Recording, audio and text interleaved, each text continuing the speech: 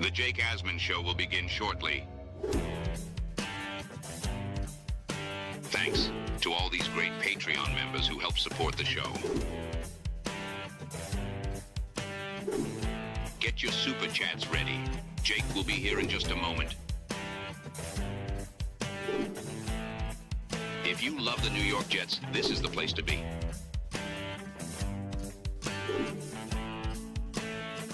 And now, the Jake Asman Show.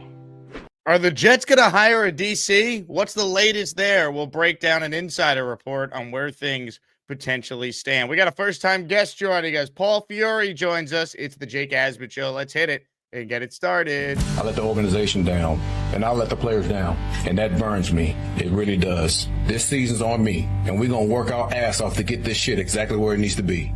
A new chapter for the Jets has started. Aaron Glenn and Darren Muji are tasked with shaping the future of this franchise. Will they be the ones to finally get it right? We will be here for every step of the journey on the Jake Asman Show, breaking down all the storylines, every game, and everything in between. Please subscribe and hit the like button below. Super Chats, baby. Cut the line. The Jake Asman Show starts right now. Here we go, Jet fans. Happy Friday, everyone. It is a Football Friday. A special shout out to my brother who is celebrating a birthday today, and it is the 15-year anniversary of the Can't Wait game. So before we bring on today's guest, let's hit it. To all the non-believers. To all the non-believers. Anybody can be beat. We're pissed off. People gave us no chance, like we barely made it in playoffs. We're a good football team. For all you non-believers, disrespect us, talk crap about the defense like we ain't the third best defense in the league. All we hear is about their defense. They can't stop a nosebleed. 25th in the league, and we the one to get disrespected. Congratulations. See you in Pittsburgh. Can't wait. 15 years ago today. Hard to believe. Maybe one day the New York Jets will get back to playing in the divisional round of the playoffs. Haven't been to the playoffs, as we all know, since that fateful playoff run, January 16th, 2011, 15 years ago today. We're presented by FanDuel Sportsbook. We'll hit on some of the games in the divisional round a bit later on in the show, but we say hello right now to a first-time guest. He has his own YouTube channel. He's a diehard Jet fan. He's calling into the show over the years. He's always super chatting, supporting the channel. It's our guy, Paul Fiore, joining us now. Paul, you got the mic set up. You got the signed helmet behind you. You've become a real content creator. Well done. Thanks, buddy. I appreciate you having me on, Jake. Well, I really enjoy your perspective as a fan because I think you're passionate, but you're also not as crazy as I am. You're able to kind of let things digest a little better, and I enjoy your perspective on things. So I think you're a good guy to have on, given the fact the fan base is very split on the direction of this team. And specifically with what happened the other day with Dante Moore, there's some Jet fans who are upset that he went back to school. I fall in line with many who are like, good, I didn't want him. I don't trust the staff to develop him. It feels like there's a lot of mixed opinions on that. So before we even talk about the DC search, what was your reaction to Moore going back to school? It's interesting because if you're just trying to be rational, you want him to declare because it improves the value of the pick. If you believe they are going to trade out, the reality is they probably were not going to trade out of that pick. So him not declaring in many ways, I think, saves them from themselves and potentially drafting someone that would have had no impact in the 2026 season. And you would have been hoping they develop. And I just think that, to be honest, if you were rooting for Aaron Glenn to be successful, I actually think drafting him too made it more difficult for him to be successful, if that makes any sense. Because I actually think there's a scenario where they can win more games and set themselves up roster-wise better by not having Dante Moore at the number 2 spot, because you're reaching. Personally, a guy with that few starts, I like him, but he's super young. I just think that he needs more time. And I'm worried now that he didn't. It's funny. My initial reaction was positive. Now I'm sitting here going, all right, well, he didn't declare.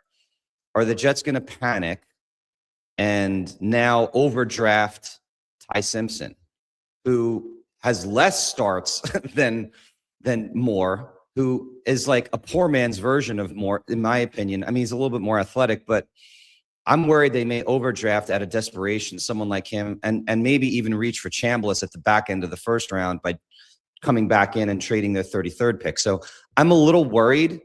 Like, I initially was positive about it, and now I'm sitting here going, the Giants just got Harbaugh.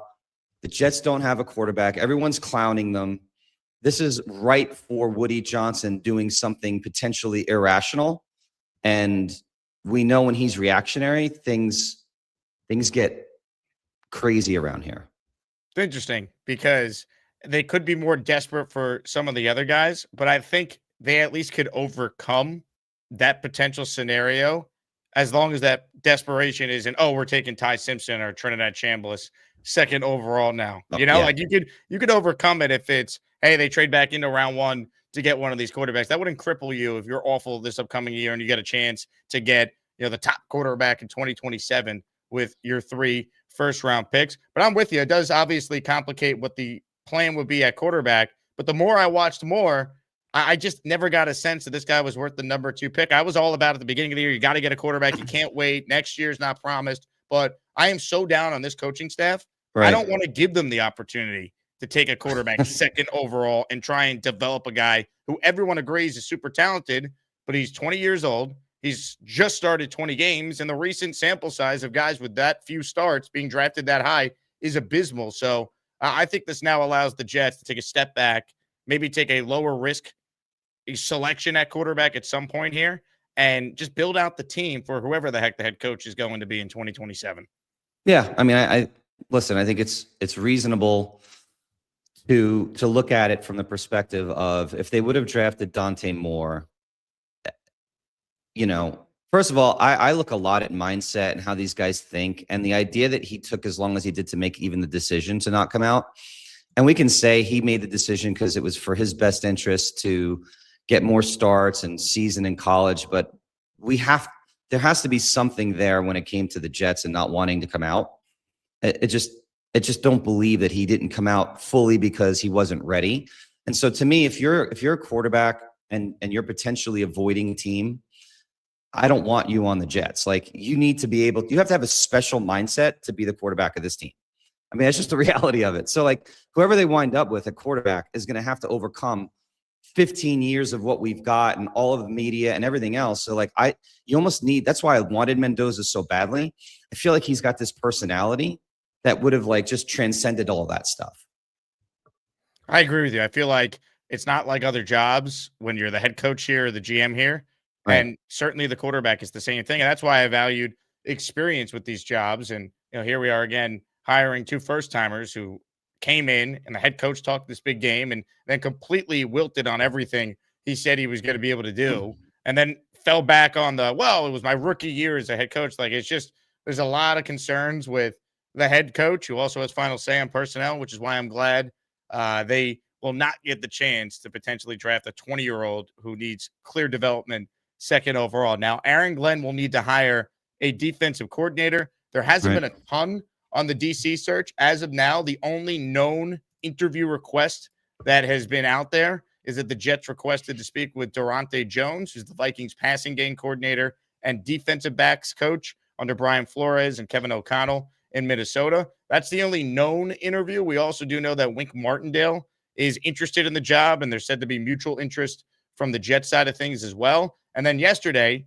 Connor Hughes of SNY, responding to a tweet from our guy Boy Green, he said the Jets are conducting interviews this week. He reiterated the mutual interest in Wink Martindale, and he said they'll probably release guys they interviewed once they've completed the first round, as opposed to doing it all individually. What I find interesting, though, there's been no Schefter or Ian Rappaport or Glazer, any of the insiders, Albert Breer, noting who has specifically been requested and who has interviewed for the job. You saw a guy like Jonathan Gannon get fired, and he's getting interviews now to be a DC once again. What do you make of this from Connor, and just so far the lack of any real information on who some of the DC coordinator options candidates are? Yeah, I mean, this has been my big thing. Like, regardless of where you sit on the AG argument of whether he should or shouldn't have gotten a second year, the way he can set himself up for success is actually having a good staff. And 2 things have been concerning: the lack of any information when it comes to the DC, and the lack of any staff changes anywhere else, which is just weird in general. Like, I don't understand how we're 2 weeks out. Other teams are firing position coaches who didn't do a good job, and we're sitting here with the same exact staff. So from my perspective, the fact that Wink Martindale continues to get tied to this team, I don't know if that's his agent putting that out there like crazy, but it feels like he's an upgrade over Steve Wilkes, but it's the same type of hire if that's where they wind up. It's another guy who's out of the league, who doesn't seem to have options. He's out of the league for a reason. And if we bring him back in, is it because we couldn't get one of these hot, coveted coordinator, not coordinators, but hot, coveted assistant coaches that are interviewing for coordinator roles or previous head coaches? And so, like, I struggle with this because there are people that sit there and go, well, the Jets are operating in silence now. There's no leaks in the building. But agents leak this stuff. And so, like, it's hard for me to believe, like, if Jim Leonard was interviewing for the Jets job, that we wouldn't know that, right? It's hard to believe that if Raheem Morris was requested or was interviewing for the job, we wouldn't know that. So I guess I'll reserve the right to judgment when I see who they interview and then who they hire. But I don't think it bodes well, because for Aaron Glenn to be successful, I believe he needs to bring in somebody that is going to give him a competitive advantage in X's and O's on the defensive side of the ball. People will argue, well, he's a defensive coordinator by nature. Maybe he should call the plays. I mean, that might be what it winds up being, but I don't think that's the ideal scenario. I don't think that's what they're trying to do. That might just be because they can't get one of these guys. So I think I'm skeptical, but I'm willing to give a minute to see what happens. All the same time, I'm on Twitter complaining that they haven't fired anybody and that they keep, keep talking about Wink Martindale. So, and that is kind of the concern I think we all have, right? And again, Aaron Glenn got this job because, well, he was highly respected. He had the recommendations of Sean Payton, and he had the recommendations of Dan Campbell, and he's a former player. If he can't attract good coaches and we're going into his second year, what are we wasting our time for? Because Aaron Glenn will not be successful unless he improves his coaching staff. He doesn't call plays on either side of the ball, especially in a league built around offense. He can't add anything to help the offensive side of the ball. He has an outdated philosophy with ground and pound and running the ball, and that being an identity when that's not how you win in today's NFL. Right. What's the Rams brand? What's their identity? What's the Bears brand? What's their identity? Jacksonville, what's their identity? Denver. Like, it's not, oh, we got to run the football. It's, you got to be able to score points, and you got to be adaptable. You got to be able to coach and schemes guys open. He doesn't do any of that, so he needs to hire a great staff that can do that, and he could be the CEO overseeing it. But again, I don't think it's an attractive job because he's a 1-5 start away from probably being this year's Brian Callahan. Right. Yeah. I mean, and I guess depending upon how you feel, you can sit here and go, well, they should have fired him at the end of the first year. Listen, when they were 0-7 and heading down the train that they were heading down, and he had put his foot in his mouth so many times, like I lost count from when he got hired to what happened in the first part of the season. It was a very embarrassing, to me, first step for him as a head coach. The minute they got rid of, Q and Sauce, I knew he was coming back for a year or two. So I kind of for me, it was like, I'm just not going to waste my breath on even fighting this fight anymore, because I was on the train that you were early in the season. I'm like, look, this dude goes 3-14 or 2-15 with this roster and this team. He should be one and done. Now, I kind of resigned myself that he was getting year two once they made those trades. The reality of it, though, is if he can't bring in a staff, and I think if he can't bring in new blood that is talented, coveted coaches, he is walking into basically a buzzsaw next year. You have a fan base that is completely beside itself, right? We're all frustrated. We've had enough. They're not going to be patient with him having a terrible first part of the season. You're right. Woody's going to feel that pressure. I don't know if he makes it through the full second season, but I think part of the thing that I'm looking at today that makes me feel I wonder what would have been different. There was 9 openings, and we don't know if LaFleur is going to make it or not. Like, they're talking about him getting an extension, but he hasn't gotten one yet. So there's 9 head coach openings this year in this cycle. Where would the Jets have fallen in that cycle if we were open right now and not having a path to a quarterback this year? So maybe in a way, and it sounds kind of crazy, but maybe in a way, if Glenn is the head coach next year and he can't do the job well, the job becomes that much more attractive next offseason with 3 first-round picks and maybe not 9 openings and all of these, you know what I'm saying? So it's an interesting place to be. I'm rooting for the guy to be successful because I'm a Jet fan first. Right. But part of me sits there and goes, well, if he fails and I'm prepared for that, like 90% certain that it's not going to be a good second season, maybe the job is attractive when you have 3 first-round picks and maybe 2 of them are in the top 10, you know? Yeah, especially when you look at the Colts. Yeah, it's such a depressing way to have to be a fan of this team right now, where we just got to get through another year, just to hope and pray things get better. But that's kind of where we're at right now as fans. And I don't think it's that attractive of a job. Again, Aaron Glenn is on the hot seat. He had a historically bad year. Many people thought he was going to be one and done. Not fans, like people around the league were surprised he wasn't fired. So here we are in year 2, and we have no idea about the DC. We have no idea about this offensive staff. I don't know where you stand on Tanner Engstrand, but he's certainly not proven. You can't say he's a good offensive play caller at this point. I mean, we all joke about Charles London because of how absurd it is that a guy who's mostly coached running backs in his career and played running back in college is the quarterback coach, when the head coach was peacocking that they were going to unlock Fields and coach him up and let him play quarterback. Like, it's bleak right now. That's just kind of the reality of where we're at. And I don't see a whole lot of reason to sit here and think that Glenn's going to be able to bring in this great staff to be able to save his job. Yeah, I mean, I'm kind of on my grading. It was funny. I saw an interview with Mike Tannenbaum where he gave incompletes to Muji and Glenn, which I thought that was not surprising that he would say that. I would actually say Tanner Engstrand would get an incomplete. He had the worst quarterback room in the league.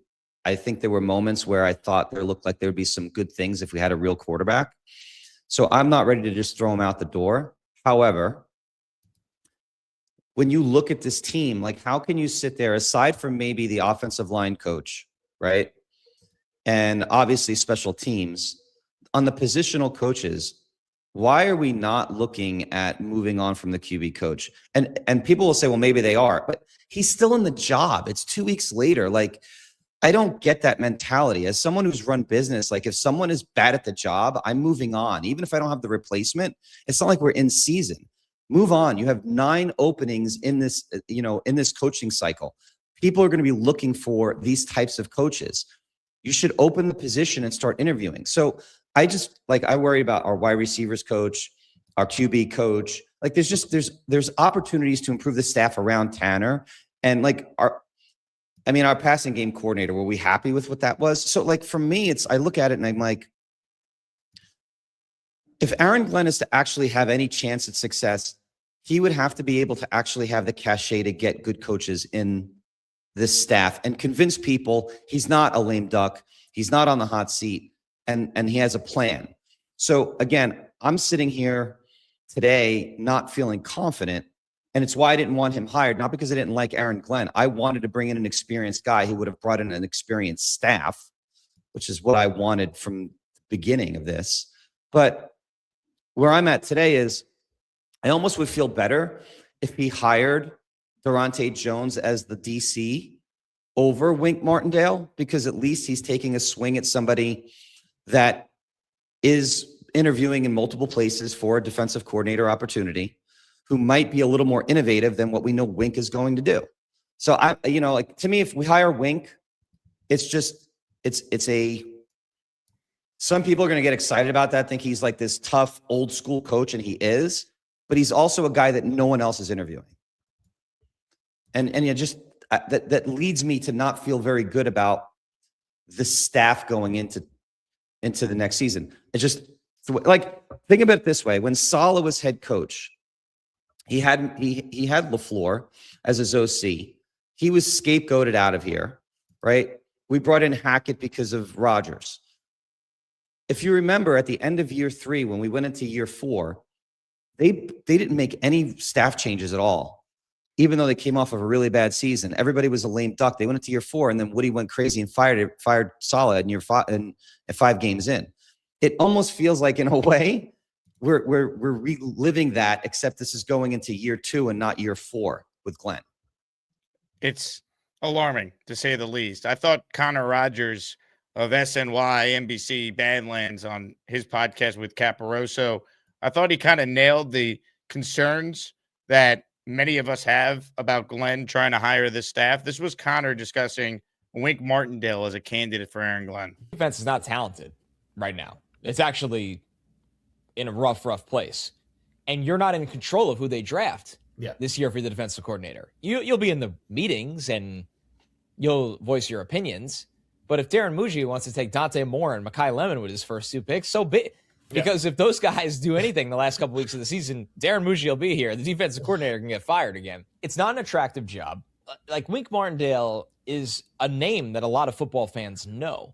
Yeah. So for him, number one, a lot of people don't want to work in college football right now. With everything you're seeing in the transfer portal and NIL, especially an old school NFL coach like Wink. Guys, just look at Jeff Hafley. Jeff Hafley got out of college football, took over the Packers defense, and is now getting head coaching interviews. Yeah. So guys are eyeing things like that.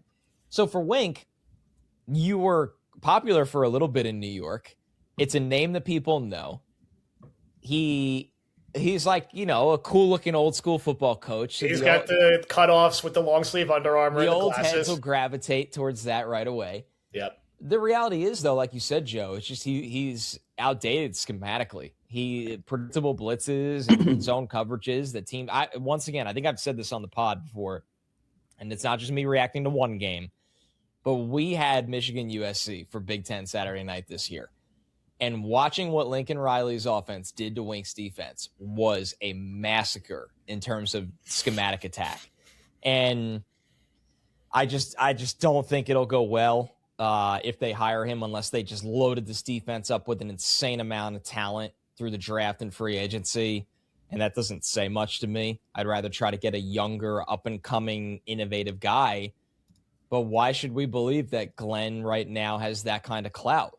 Is it not problematic that you and I are sitting here having a pessimistic conversation about who the Jets are hiring at defensive coordinator in year 2 of Aaron Glenn's regime, that it matters that much? And I think the last part is the biggest issue for Aaron Glenn. What do you do as a head coach? You're a defensive guy. You can't get a legit up-and-coming defensive coach to join you, right? You got to go with Wink Martindale, who's basically Steve Wilkes 2.0. He's white Steve Wilkes. Like, I just don't have a whole lot of confidence in this hire. And I think Connor nailing it at the end there. Like, the fact that this is such an important hire for Glenn to have a chance to turn things around here tells you all you need to know on where things stand and why I felt he should have been fired. But now, guess what? He's not fired, and he might be the best weapon that we have to get Arch Manning or whoever next year. Tank for Arch shirts are live at jakeasman.com. And pretty soon, we'll have March for Arch t-shirts up in the store. So that's where I'm at. I've been down on Glenn. Maybe it's time to be positive on Glenn. A little 4D chess as we think ahead, Paul, to how we get the top pick in the draft next year. It's you know what? Isn't he almost like Greg Williams? If you think about Wink Martindale, it's like that same kind of mold of a DC. It's like that same kind of guy. Like, and that was the Gase years. So yeah, I don't know, man. Somebody wrote in the chat, Chris Harris will get promoted to DC.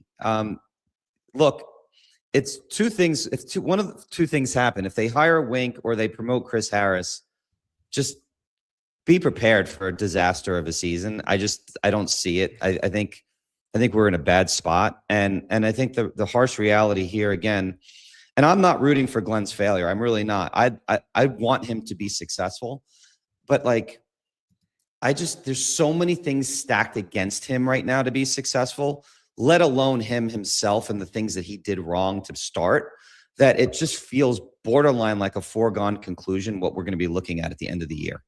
Just feels that way. If he is going to turn it around, I feel like it does start with these staffing hires, as we were talking about, and they're going to somehow have to get quarterback play that is far better than what we perceive to be the best outcome going into the year. Like if they take Ty Simpson, he somehow surprises all of us and is unbelievable, like CJ Stroud was, or some of these other rookies that come in and can make a huge impact. Or if it's Kirk Cousins, he gives you the throwback Fitzpatrick year in 2015 out of nowhere, or someone of that ilk that they bring in, because there's just no reason from an X's and O's schematic standpoint to think that he's just going to be able to be that much better as a coach after what we watched this year. They didn't have an interception the entire season. That's all you need to know about the state of the coaching on this team. Yeah, I mean, I've been doing mock after mock after mock, and some people hate them and some people like them. And I've had multiple discussions about this with people. I'm not drafting a quarterback until later in this draft, because and again, it's actually with the mindset of, people may not agree with or believe me. I saw somebody said stop, but I'm being serious. If Glenn wants to get to year 3, I actually think there's one path to get to year 3. One, I think they need to get Kirk Cousins in the building and maybe sign a Mariota, because for me, it's like, you can't just go with Cousins and a rookie. So go Cousins as your QB1, Mariota as your QB2, take a flyer on like a Nussmeier, an Aller, a Klubnik later in the draft. So you're not blowing draft capital on a project that you would need to do in year 1 or year 2. I mean, in round 1 or round 2. Fix your defense and get a wide receiver too. And to me, that might not be enough anyway, because Glenn just might be terrible at the job, as we kind of are surmising. But you set yourself up where he's going to need to, I think he needs to win 7 games next year to have a shot. And I don't know if you've looked at their opponents that they're playing this year, but he's got a bear of a schedule for a team that won 3 games last year. It's kind of crazy. Like, the schedule does him no favors. The teams they're playing will do him no favors. So like, I just say, I'm like, people are like, oh, go get Malik Willis. Like, it's like a Madden game where you can just go get him. Malik Willis is going to have a market, and he's going to have an opportunity to decide from multiple places. Why would he choose, even if you think Malik Willis is real, and I don't know yet. He's got 6 games under his belt. I don't want to give him $25 million a year for those 6 games. Some people do. But like, why would he choose the Jets? Like, if he's getting his first, he literally flamed out in Tennessee under Charles London. Like, Charles London was his QB coach. So why would he choose the Jets? Like, we talk about the Jets not being able to get coaches with Aaron Glenn because he might be a lame duck. Well, what are free agents going to look at if they're looking at Aaron Glenn? It's either going to have to pay massive overpays and give the Jets tax to get people in here. Right. Which is what they had to do for Fields. I don't care what anybody says. Justin Fields was overpaid. Pitt wanted him back, but they didn't want to guarantee him QB1. Fields got $30 million guaranteed and went home with his tail between his legs after he got demoted. Like, he got demoted and you never heard from the guy again. He literally quit on the team. So like, for me, like, Malik Willis is going to be wanted by multiple organizations. Why would he choose the Jets? Like, people are like, well, it's New York, but what does that matter anymore? Like, is that a real selling point? He can be a legend if he turns things around. That's like what people are holding hope to. And that's why I think they're going to have to get their guy in the draft in 27. It's not going and getting one of these free agents, overpaying for them because you're desperate. And this guy gets a bunch of guaranteed money and gets swallowed up by everything that consumes this team and this coach right now. I'm right there with you. And it's a real problem. And the solution just might be, we got to just deal with one more year of this. Hope that the openings around the league aren't as attractive as what the Jets' potential opening could be with 3 firsts in 2027, a high pick, some real talent on the team. That's why I'm big on just, hey, Darren Muji, you want to prove that you could be here? Like Joe Shane is sticking around with Harbaugh coming in.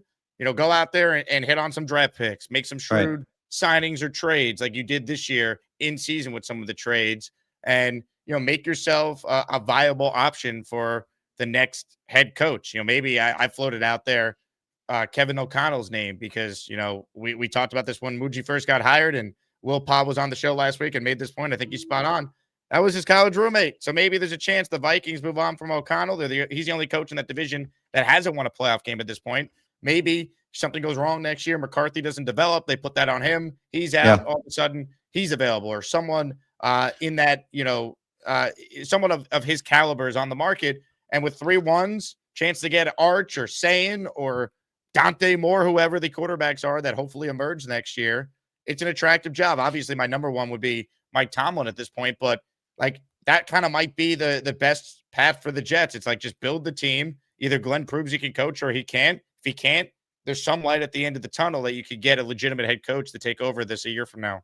Yeah, I mean, if you think about it, I don't know how you felt, but if you remember when they introduced Glenn and Muji, right? They introduced Muji as his sidekick, right? And it was really the Aaron Glenn press conference. He dominated the entire thing. He said a bunch of stuff that everyone who, if you're a fan of like Rex Ryan, you got fired up because he was very, we're not the same old Jets, all that other crap.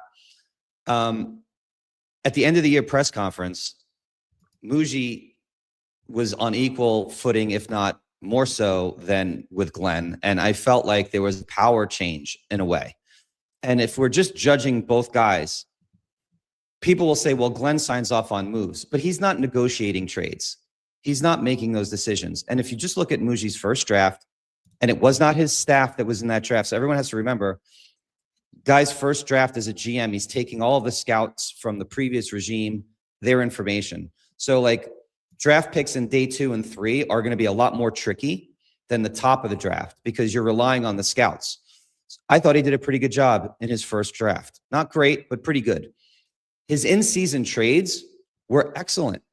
So like if I'm just grading on like looking at this, they're both culpable for a 3-win season.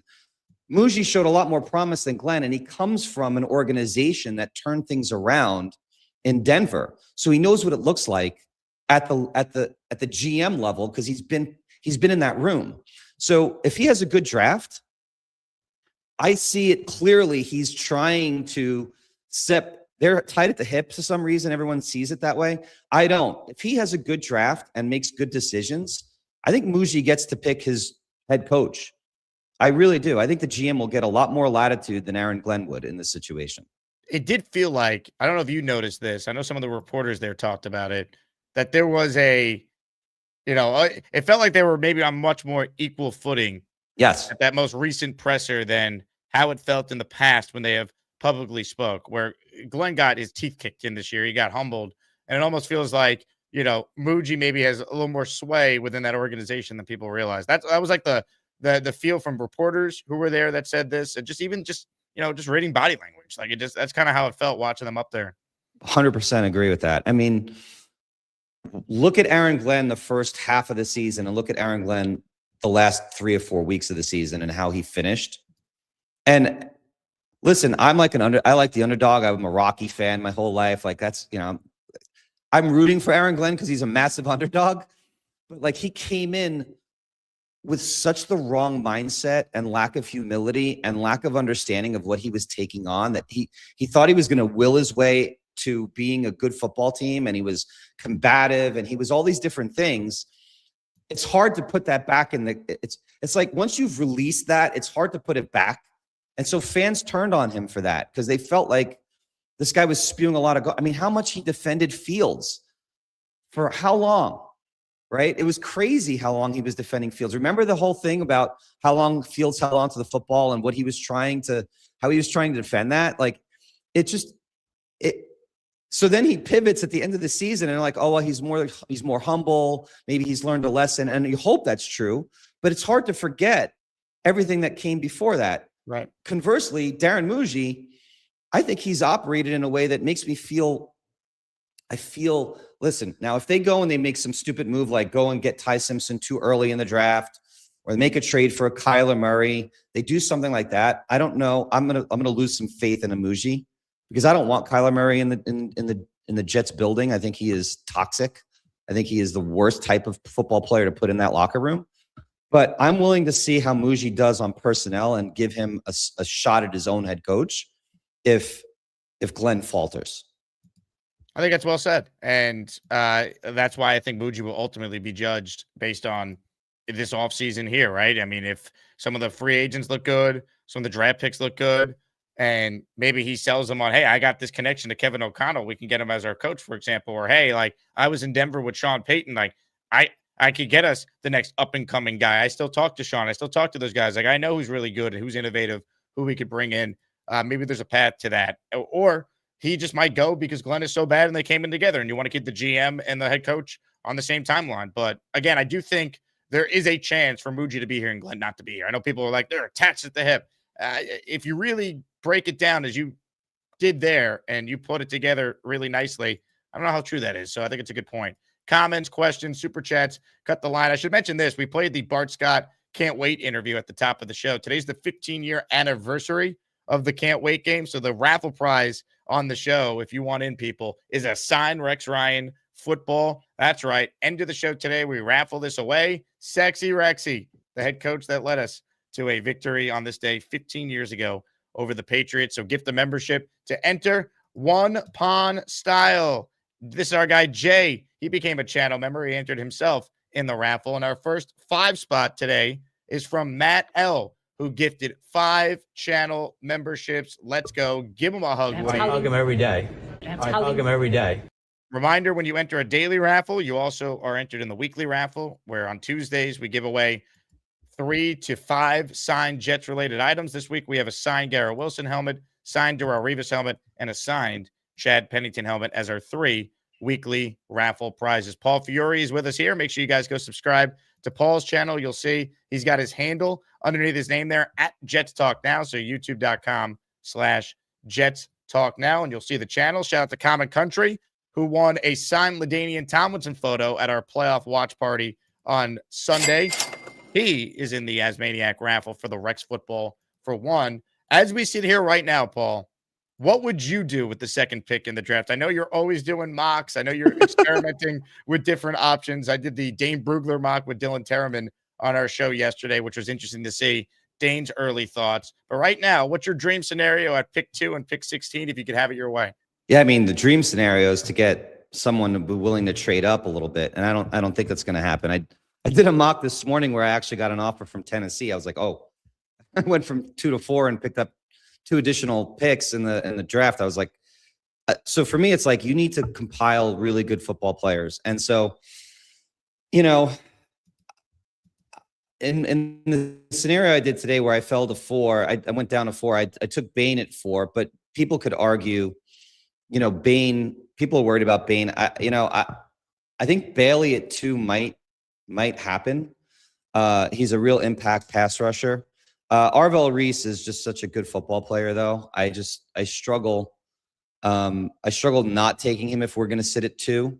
So to me, I think I want to come out of the first round with an impact defensive player at 2. If I stick at 2, and at 16, I mean, I don't know if this is true or not, if it will happen this way, obviously, but I've done multiple mocks where Lemon has fallen to 16 for me. And so I jump on him at 16 because I want a wide receiver desperately. I like A.D. Mitchell. I think A.D. Mitchell's a wide receiver 4. He's not a wide receiver 3 or 2 in my mind. So, like, I just think the Jets need to come out of this with an impact defensive player. They need to come out with a wide receiver in the first round. And then top of the second round, same thing. I'm trying to load up on defense a little bit early in the draft. I'd love to see them pick up a center if possible, maybe at 44, because I don't think Myers is the center that you would want on a good offensive line. I think Tippmann at guard is solid, but Myers is more of a backup. So I like the idea of trying to get your hands on a center. And then, like I said earlier, take a swing on the QB later in the draft. But, for me right now, I'm trying to trade attitude to 4 or something like that, and just acquiring as much capital and improve my roster with just solid impact football players who aren't going to be, no offense. I was a big, I was a big fan of Quincy and Jamie and Sherwood, but those guys are undersized. They bite on every play action. Like, our defense is so bereft of talent right now, and you can't fix it all in one season.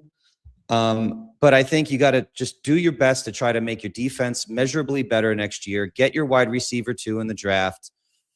And then you're going in free agency. I think you're filling out the roster. I don't think you're getting these big names to come here, but that's okay. Like become a acceptable bad football team next year, not like historically bad.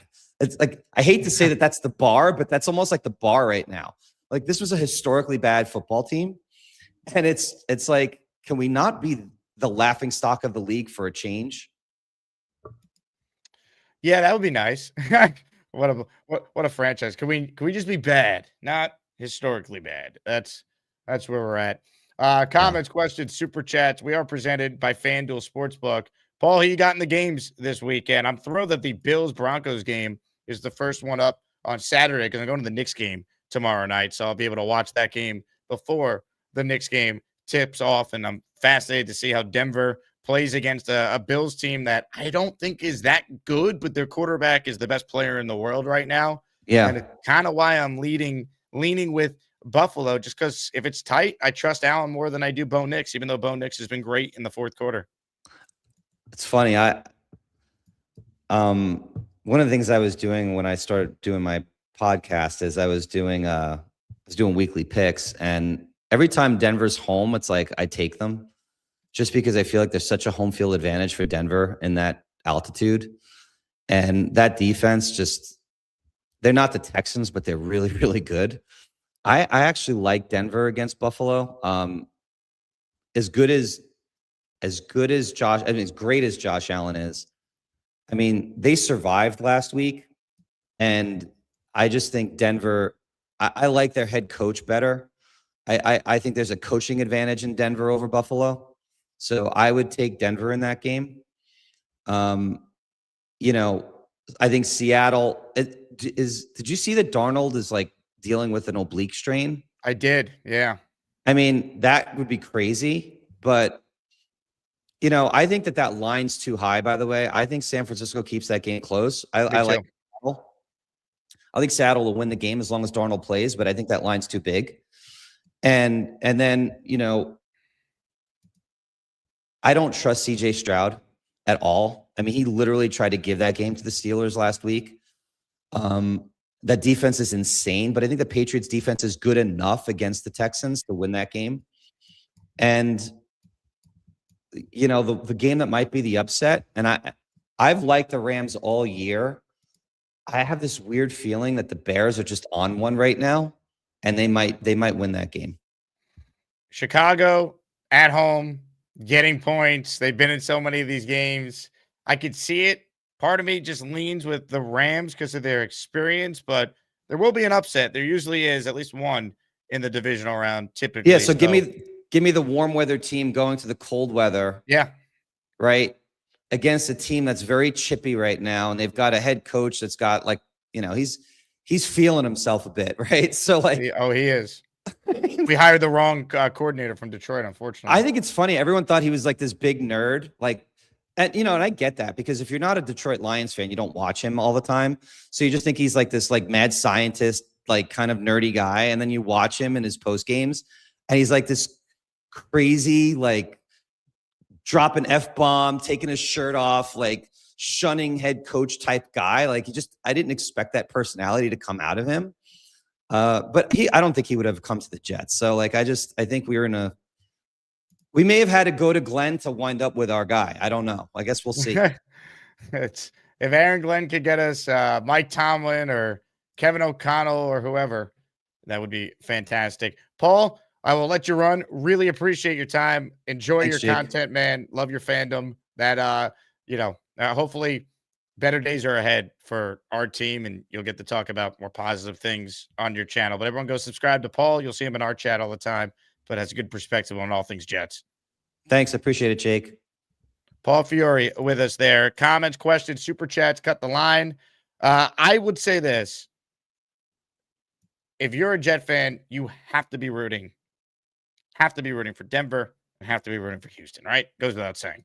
The nightmare scenario is what happens if New England and Buffalo both win, and we got to watch them both in the AFC Championship game. Then either way, we lose. And I can make the case, hey, root for New England because we've seen them win already. So whatever, don't let Buffalo get their first Super Bowl. And then that's the one thing we as Jet fans have over the Bills fan. They never won a Super Bowl, but either way, it sucks, honestly, because I hate the New England. I hate Buffalo. Not ideal. Philly Noodle says this was the best interview I heard this year. Well, I'm glad you enjoyed it, Philly. Thanks for being tuned in. Some super chats here. Bino says, I seriously believe they're trying to reach out to coaches and are getting told no interest. No one wants to attach himself to this clown. Again, the fact that there's been nothing, I do think is not nothing. If that makes sense. Because again, if they were interviewing like Jonathan Gannon, it'd be reported. Raheem Morris to be reported. Like, can Aaron Glenn not even get these guys to agree to an interview? He's got to be able to hire a legit DC to save his job. Mace B says, it said Harbaugh didn't want the Falcons job, even though they have weapons because of quarterback uncertainty. Falcons in the same boat as the Jets. No man's land QB-wise. Yeah, but Atlanta plays in a way easier division, and they have a lot more talent. They'll get someone capable. I'd rather be the Falcons than the Jets 10 out of 10 times. Atlanta's got a solid O-line. They got Bijan. They got, obviously, weapons galore on the outside. They got some real players on defense, 2 big-time pass rushers, good defensive tackle, good safety play. And the division is probably the most compelling part. Now, the quarterback situation, sure, you got Cousins. What do you do with him? Penix coming off the ACL. But the division is so weak. A team that just went 8-9 won that division. Atlanta, by the way, 8-9. Timothy with the super chat. The facts are there are poor positional talent and free agency in the draft, so this year's expectations win-loss will be low, which means he'll be here for another year. Not so fast, Timothy. The expectations will be low, but if the Jets don't exceed the expectations, Glenn will not be back. Like, everyone thinks they're going to suck, so if they go out there and win 4 games, you're bringing the coach back because everyone thought you were going to suck? No, man, coaching's supposed to elevate guys. That's what Glenn said he would do. Maybe he wouldn't deserve to be fired in the eyes of some, but if you're running a business, which Woody should be, and you could get an obvious upgrade next year, like Mike Tomlin would want your job because you got a chance to get Arch Manning or whoever, then you make the move. Dan says, bold prediction, Rams take Ty Simpson with the Falcons pick to sit behind Stafford. I could see that. Again, here's the thing with Glenn, though, getting back to that. If they go 5-12 next year, that's 8 wins through 2 years. He shouldn't get a third year. What are we doing? He's got to win at least 8 games in my mind to definitely be back. Anyone actually see that happening? I don't. All right, hit the like button if you're just tuning in. Comments, questions, super chats, they will continue to cut the line. Going to get to more of your calls. The Rex Ryan signed football is up for grabs today, so make sure you enter the Asmaniac raffle for your chance to win that. Here's what we're going to do. We'll take a quick break and then get right to a bunch of your calls. Keep it right here. It's Jake Asman with you on a Football Friday. More coming up right after this. Do you guys remember there was an incident in Las Vegas where a man attacked a Clark County judge? After this happened, I said, the guy in the video is actually a listener of the show. So not the guy who basically like Troy Polamalu'd over like the judge dais. But the guy that is a listener of the show is the hero who tried to immediately apprehend this wacko. And yesterday, Michael Lasso, the law clerk who helped protect the Clark County judge who was attacked in court last month, was named Citizen of the Month in Vegas. You could see our guy Michael Lasso on the left there. So pretty cool moment for Michael, who joins us right now. What's up, Michael? How you doing, Jake? Good to see you. Man, what's it like being a hero? Oh my God, you know what I mean? It's so, honestly, it's just so surreal and so humbling, truly. I never expected it to be, on SNL and TikTok and Twitter. And while I fly this way, right? Mm-hmm. The bailiff, he run behind me, he fall down. Look at it, man. That's terrible. Man. It's really just incredible, to be honest. And that leap that man did was pretty impressive. And I think that's part of the reason why that video has gone so crazy. I mean, the guy, like, he timed the snap perfectly, right? Like, he did the full Troy Polamalu over the. I mean, what goes through your mind in real time as that's happening? Like, do you even have time to think? Was it all just natural reaction? Kind of take us through what's happening there. Yeah. I mean, honestly, there's no time to think for sure. I mean, the video doesn't even do it justice just at how fast that actually occurred. I mean, 1 minute he's sitting there just talking about how, he'll accept whatever the judge is willing to give him. And then the next minute he's on top of the judge. So when he initially made a run, I thought, okay, he's going for the door. last thing I thought he was going for the judge, and I definitely didn't think he was ever going to make contact. It was so nice to the mayor. It was so nice to the city. It was such an incredible experience. And I mean, when the mayor first called me, I answered the phone, and I'm thinking to myself, who is this? The mayor? Do you have the right number? The video honestly doesn't even do it justice as to just how fast it really was. I mean, it went from just any normal day to just, honestly, just straight, havoc. I mean, it was in a blink of an eye, and there really wasn't much time to think. You just kind of react. I mean, I remember when it happened, and like the video was everywhere, and then you told me that was you, and I was like, what? No way. And I just I couldn't believe it, man. I know. I wish I could have came on your show earlier, but obviously the sentencing was still going on. There were things in motion, so I just couldn't. But I really appreciate you giving me a chance and coming on here. It's not every day that, a listener to the show is like a legitimate hero. I mean, that's pretty cool. I mean, what ended up happening? Was he sentenced? Where's the guy who, attacked you? Yeah, so basically, yeah, he was given the sentence he was going to get originally. He's got new charges that he's facing, and that's going on in a different courtroom with a different judge, and, we'll kind of see where that goes. Can you believe that when they brought me back to court, they put a muzzle on me, man? Yeah, probably for everybody's safety. Man, I ain't bite nobody. That's unbelievable, man. I love it. A Jet fan is a hero out in Las Vegas. And those clips of Judge Allen, oh my God, those had me dead. Oh my God, those are the best things I've ever seen. I don't know. I just Gatorade. Those are incredible. I believe you mean this right here. I'd rather be the Jake Asman heel than the Robert Saleh truther any day of the week. But it's weird because I don't see myself as a heel. I think I'm a realist. I don't want to hear none of that shit. You do not root for no damn New England to win shit. Unbelievable. Unbelievable. Oh, it's too good. It's too good. Oh my God. Thank you again, Jake. Michael, you're the man. Appreciate you joining the show, brother. We have the best audience. I've always said it. That's as good as it gets right there. And I know it's hard to say. Just trust me, have faith in what we're doing. What a memory that was, huh? Shout out to our guy, Michael Lasso, in the desert. Rex Ryan signed football up for grabs on the 15-year anniversary of the Can't Wait game. More of your calls coming up. Super chat from Ecom. What's up, Jake? What's your money line me over under? On what game specifically? I'm not following. Let me know. Phantom Green and White says Paul was great. He was. Shout out to Paul Fiore. Very level-headed, rational takes. And for those new to the show, I know we gained a ton of subscribers this past season, even though the Jets stink, which is a testament to how great this fan base remains. We always bring on different guests throughout the offseason. We have, in season typically, we have our regulars get into a rhythm, and then in the offseason, we bring on familiar names and new people. That's what we always try to do. I got some exciting news I want to share, ladies and gentlemen. Yesterday, we released the shirt, Tank for Arch. Today, we are officially releasing shirts that say March for Arch, which is the official hashtag for those who are with the movement, who want Glenn around for one reason, to deliver us Arch Manning in 2027. The shirt is now live in the merch store. It's in black and white. If you're a Patreon member, you get 20% off when you use the discount code, so make sure you use that at checkout. Anyone who buys a shirt will get 5 raffle tickets applied in our weekly, and if you do it during the show, so I could add you, our Rex Ryan football raffle at the end of the show. So this is what we do as Jeff fans. We find the positives in things. So March for Arch. Shirt is officially live at jakeasman.com. Get in if you want it. Hawk writes in, it's perfectly reasonable to have given up on Glenn and want him out based on what we've seen so far. If you want to have faith and believe, that's fine, but you can't be mad at others who like evidence. That's where I'm at, Hawk. I agree. This head coach is giving you no reason to believe. But if he proves me wrong, I'll give him all the credit in the world. Let's get to some calls, shall we? Got some legends on the line. V8 is first. Hello, V8. How you doing, Jake? It's been a long time. Yes, sir. Where you been, man? Sick, working. This new job I got just having me all over the place. But some season had to tap in with you, so I'm gonna be tapped in more on now.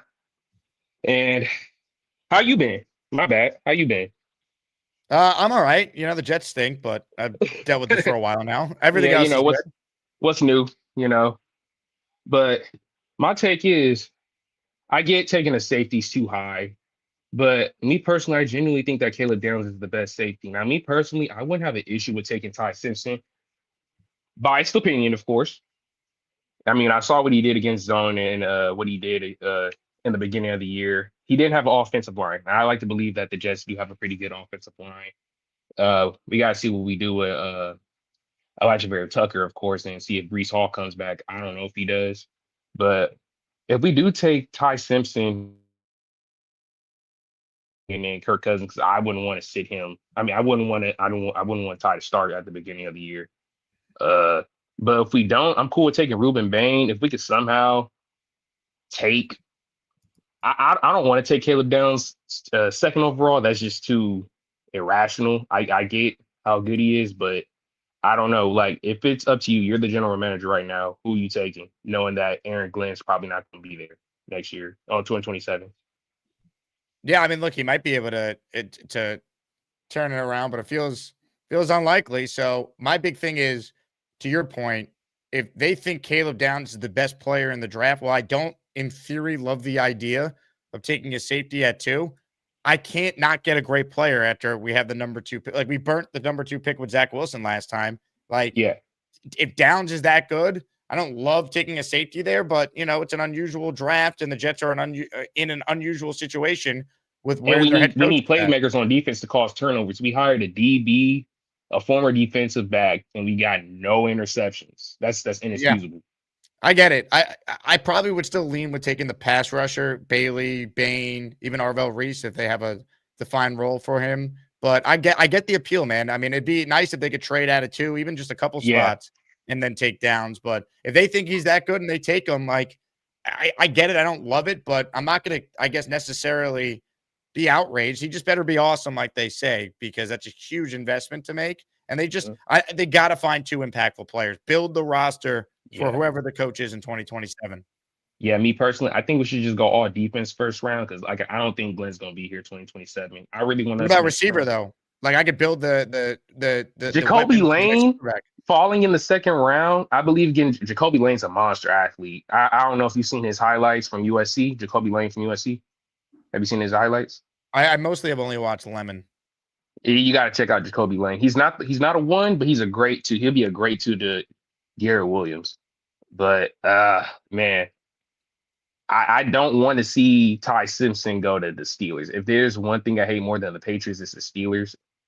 I hope that the Rams can somehow get him if we don't get him. But we gonna see, man. This is gonna be we prepared for this for a long time. 15 years. We're another rebuild.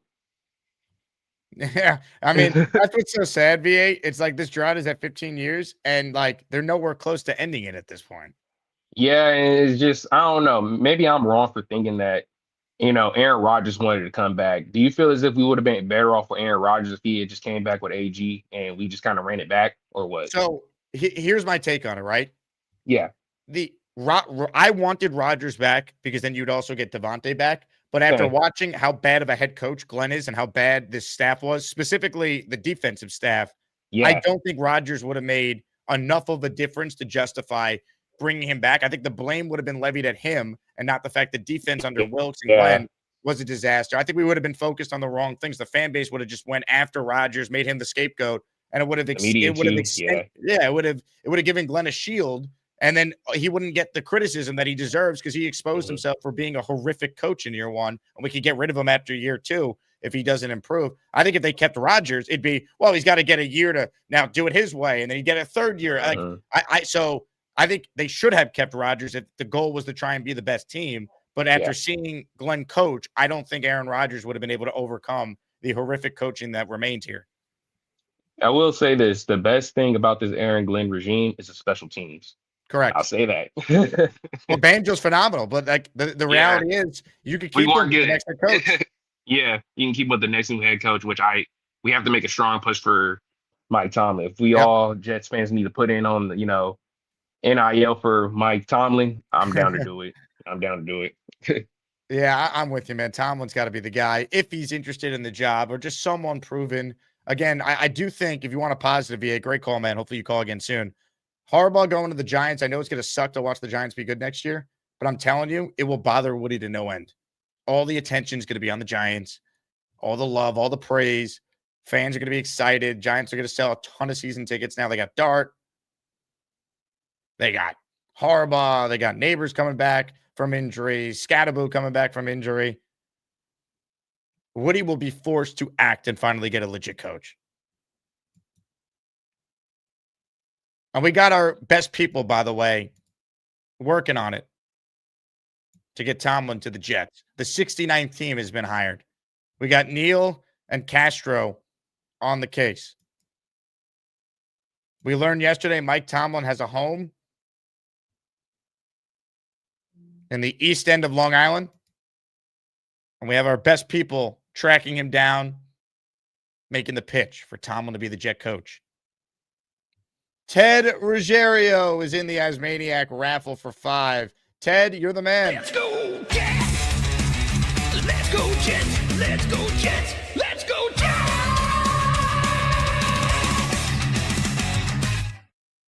Ted, thank you very much. We got you down for 5. Rex Ryan's signed football is the giveaway. Let's get to some more calls, shall we? Appreciate everyone being tuned in here on a Friday. We got some good games this weekend. We'll get some news, I'm sure, about the Jet staff at some point this upcoming week. Ladies and gentlemen, get your guesses in.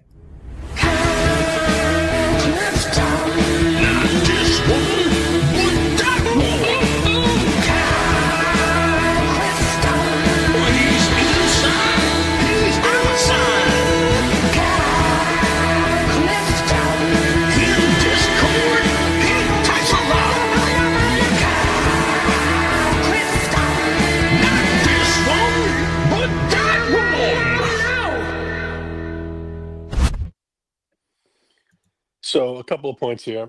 I don't think as many as Neil, but it's going to be a few. The merch store. I'm glad I waited because I think I like March for Arch better than Tank for Arch. I like both. These are both listener made. Gator made the March for one, and a different listener made the Tank for Arch. Someone tweeted me it, and then I sent it to the Gator to adjust. So I can't design anything. If anyone has funny T-shirt ideas, I'd be happy to throw them up in the store, and we'll have some fun with it. Did you ever think about a green quarter zip or no? They didn't make them in the Adidas line that I have. They only had black, white, and gray available. That's why I couldn't do it. Yeah, okay. That's fair. I'll look into that, though, because I do think Under Armour is one of the vendors I can now use. Maybe they have a green quarter zip. Pretty cool. I think with the whole DC thing, we're going to have a tough time attracting a guy because it's going to either be a guy who's got to go out and prove his bones to the league, that he can go out and call players. It's going to be a new defensive coordinator because no one's going to want to get fired after 1 year. Or it's going to be a guy like Wink who's hanging on by his fingernails because of personal issues, or he's had a couple of opportunities or whatever. So that's a problem. That's another reason strike against Clint, what have you. Do you think that Cornell Tate can be better, like a wide receiver one, like be better than Garrett Wilson? It's a great question. I think he could be on that level. Because I think the ultimate goal for us when we get to our end state, when we have our quarterback, when we have our play caller and a coach and everything, is to get Garrett into the slot and have bigger. And I don't know if it's going to be A.D. Mitchell or whatever, and someone like Tate on the outside. I think that's really what opens up the offense for us. I don't disagree. I think Garrett has proven he could play anywhere, though, so I'm not as worried about that. I also think I know he can do it. I'm just wondering whether it makes sense to do it now, right? Because you can have Tate if you want him to. I don't think that's too early, by the way. I know people really like, what do you think of Tyson? Because I like him as a prospect if there wasn't like this glaring amount of injuries you could have to deal with potentially.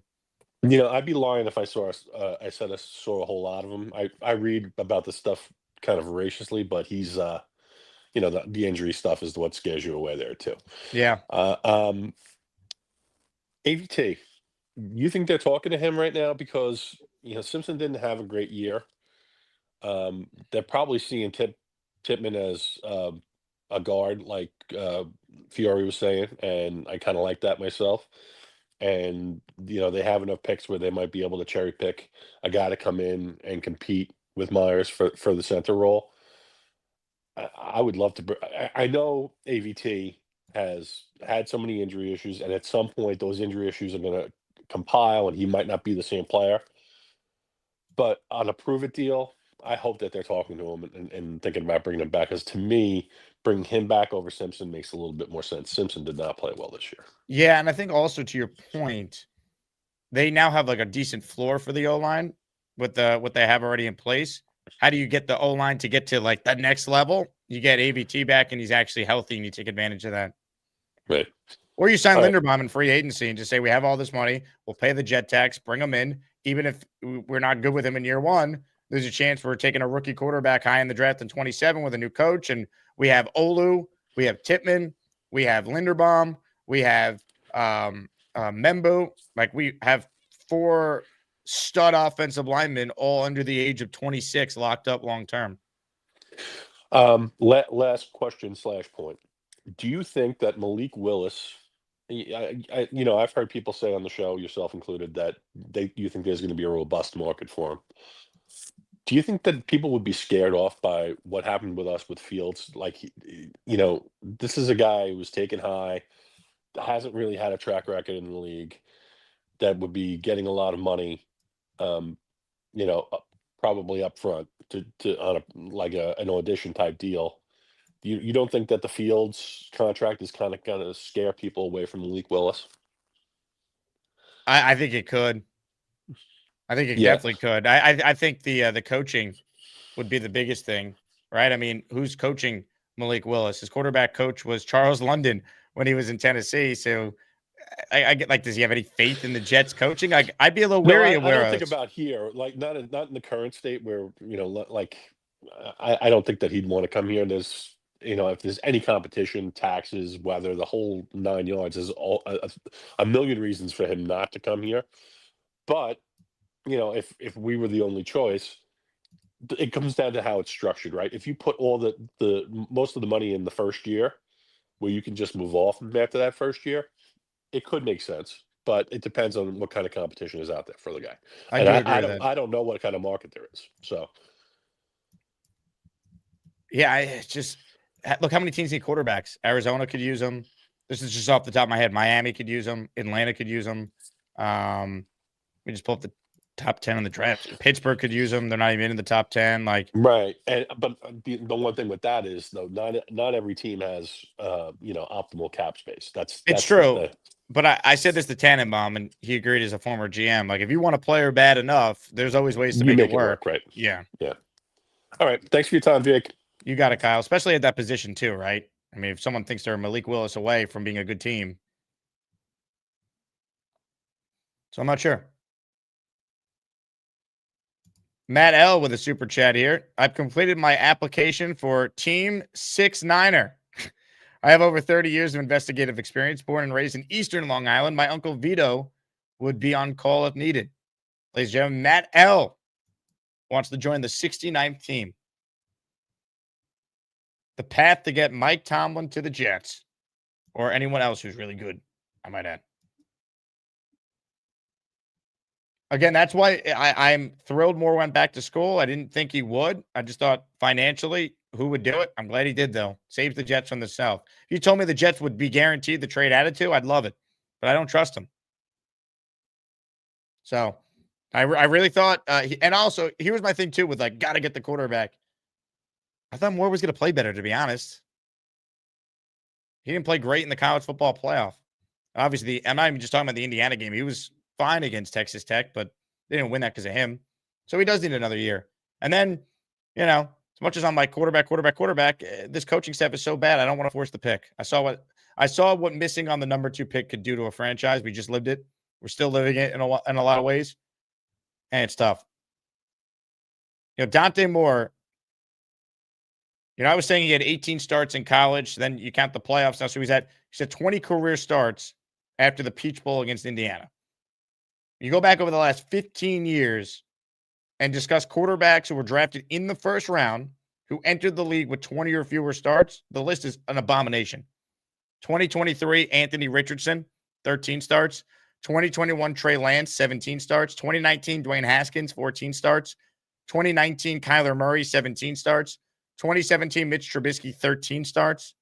2012, Ryan Tannehill, 19 starts. 2011, Cam Newton, 14 starts. That's a long time ago.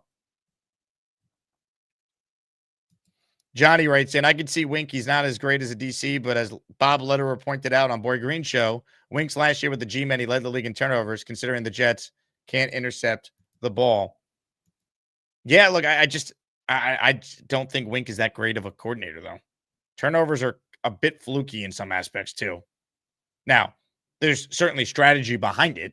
Let's not kid ourselves. Like, it's fluky the Jets didn't have one accidental interception, but there's strategy, it's scheme, putting guys in the right spot, having the right personnel to make plays. That said, if you just look at Wink's recent stops as a DC, including the Giants stop, it wasn't that good, guys. Wink Martindale's DVOA since 2018, 4.46, phenomenal with the Ravens. Then 2021, it dropped to 28, 2022, 30, 2023, 21. And he was bad at Michigan this year. And the Jets would switch to a 3-4 front, so it'd be interesting to see what that would do for personnel. Like, he's not an awful DC choice. I don't think I'd be that inspired by this, though. That would kind of tell me you couldn't really get anyone else. He's desperately trying to get back into the NFL.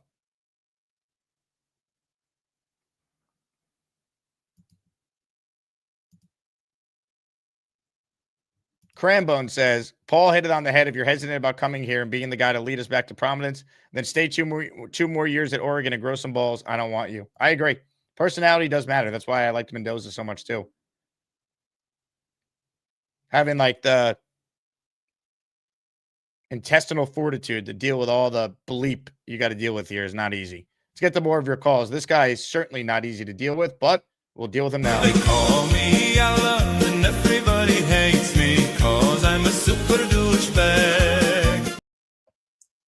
I'm glad Dante Moore didn't take the money like you suggested, Jake. So, and I'm glad I'm thrilled he didn't. Thank God. I'm glad he took the decision out of this moronic regime's hands. So, a couple of comments. First of all, if you're Malik Willis, why would you want to hitch yourself on a coach that's dead man walking with Aaron Glenn? There's no way he's coming here, especially with John Eric Sullivan taking the Miami job and Tua looking like he's on his way out. I think that's where he ends up.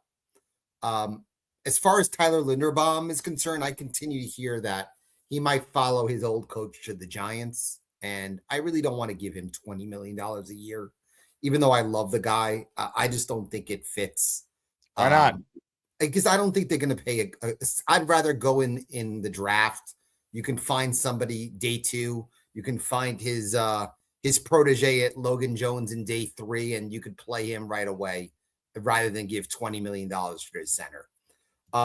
As far as AVT is concerned, I kind of think he's headed to the West Coast, especially with the Raiders with about $100 million in cap space, knowing they're going to need an offensive line to protect Mendoza. I can see them signing some crazy guys to some ridiculous contracts. So I think they're definitely a match for ABT if they need a guard. And finally, as far as the quarterback is next year, unfortunately, I kind of think that Kyler Murray is going to be our quarterback. I really do. I think AG is going to be desperate to win games. And unfortunately, with the guys currently out there, I think he seems like the guy that I unfortunately believe that AG will hitch his wagon. You say unfortunately. What would you do if you were the Jets, if you could have it your way? Again, I'm more in the McKee camp. Tanner McKee. That's right. I would take the chance. I finally watched him play because of you hyping him up. He was not good in that last game when they let him play. I think he will get traded for a second-round pick. A second-round pick? I do. What is this based on, though? He's never played. Because I think it's projection, and I think there will be. He was a 6th-round pick, though. He will get a How do second we know round what he pick. is? First of all, I don't know if the Eagles are going to trade him. There's still talk that they still want to keep him, but if they deal him, I think they will get a second round pick for him. Yes, I do. Especially based on he's going into his 4th season and he's only making $1.2 million. I think there'll be teams desperate out there to go get a quarterback, like the Colts not knowing what Daniel Jones is going to be next year, or the Steelers who might want a young guy. I think that there will be a team out there that will give the Eagles a second round pick for him. And I'd rather have him than hitch my wagon on a guy like Kyler Murray, who, in my opinion, really doesn't have any interest in playing football. I don't want Kyler either. As far as Kyler would help us guarantee one of the top picks in the draft next year. Yes. And as much as I didn't want Dante Moore, I surely do not want a 23-year-old Ty Simpson with 15 starts under his belt. And he does not fit here. He better pray that a team like the Rams draft him, stash him for a year behind Stafford if he comes back, and comes back at age 25 and starts in the 2027 season. I just don't think he fits this timeline. So I continue to hear people who say they want to draft him 16th or 33rd. No, I have no desire for Ty Simpson. He just doesn't fit this team, and he doesn't fit him right now. I'd rather wait till 2027 and draft a quarterback in the first round. I'm glad that you came to your senses. I know you said that you wanted to desperately draft a quarterback in 26. Just wait till 2027. It's the right move. Well, I have no choice but to adjust that because, one, I don't know if there's anyone that emerged like we thought there would be in October when we originally started entertaining this. And two, like, the more I watched more and then did the research on guys with that few starts, I don't trust the Jets to develop them, not with this staff. So I'd rather just get through another year of this, build the team, and let the next coach and quarterback combo be on the same timeline a year from now in a better class, hopefully. And people who were sad that Moore decided to go back to school, they don't realize if Moore would have been in this class, the Jets would have drafted him. Yes. And then Glenn, you would have used the excuse to Woody that, oh, we have a young quarterback, give me another year. Unfortunately, I think that's what would have happened. And the best thing for them is that Moore went back to school. And again, I give credit to a guy like Dylan Raiola as well. He knew that he needed a redshirt season. He's going to go to Oregon. He'll watch Moore for a year and he can go back and play in 27. So again, I think the Jets are better off utilizing these 4 picks, hopefully trading back. I don't think they'll be able to trade back from 2. I think most likely they'll be able to trade back from 33, get another maybe day 2 pick or day 3 pick, and maybe grab an Aller or a Nussmeier hopefully Nussmeier. I prefer him in round 3 and see if you can find a diamond in the rough there. I'd rather draft a quarterback in round 3 than draft a Ty Simpson in round 1. It doesn't make sense for the way this team is built currently. I don't think they're going to be able to trade back. So they're going to stick at 2 and hopefully get a great player. 33, you can trade back. I don't think you'll be able to trade back from 2. At 33, you'll be able to trade back. You might be able to at 16 as well, and that would allow you then to maybe, get a couple extra picks. And you don't have a 3rd round right now. So if you want to take Nussmeier in round 3, you need to move out of 16 and get a 3rd rounder in that trade. The only way you'd be able to trade back to is if you basically pit the Giants and the Titans against each other, who both are looking for that top-notch receiver, and maybe force one to trade up to go to 2. I don't know if you'd be able to do that, but I think both those teams are going to be looking for the number 1 receiver, and maybe they'd be forced to maybe trade up to 2 to guarantee they'll get him. So that's the only way I think about it. You better go buy a March for Art shirt. This shirt is a dream for you. There's absolutely no chance in hell that guy will play it will be a Jet. Not only will he be a Jet, he'll be proud to be a Jet. No way. Get ready, Alan. His family will never allow him to play. Not according to Gary Myers, who speaks to his family. Yeah, I doubt he will ever suit up. If they had Mike Tomlin as their head coach, then he'd be a Jet. Hopefully they don't listen to you and actually trade the number 2 pick to go get him, which is absolutely crazy. Well, they're not going to have to do that because he'll sit a year I don't want to trade any draft picks for a guy who hasn't won in 10 years in the playoffs. So the Jets haven't won more than 7 games. I'm glad. That's the guy I would not. The only thing I ever agree on with V-Man is that I would never trade for a guy like that. Why? You guys are very aligned politically. Politically, definitely not. But as far as trading for as far as trading for Tomlin, definitely not the right move for the Jet franchise. That's just my opinion. Well, they're not going to trade for him because he's taking a year out. So we'll worry about this next Good year. one, man. Farewell. They call me Alan and everybody hates me cause I'm a super douchebag. March for Arch shirts, by the way. JakeAsman.com. We have Tank for Arch, March for Arch.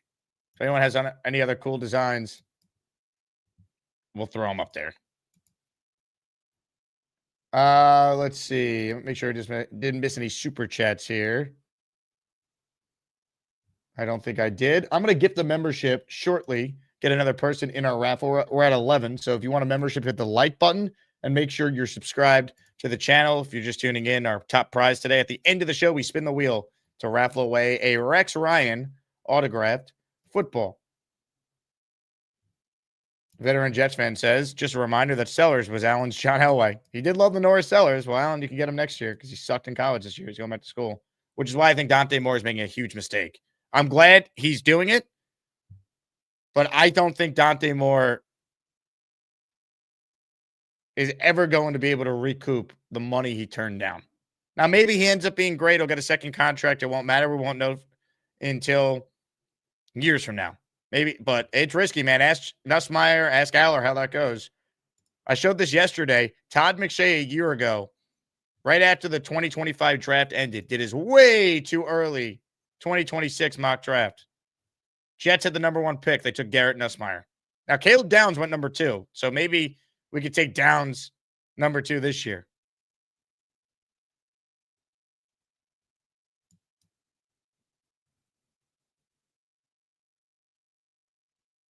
Sellers at 4, Klubnik at 5. Look at this.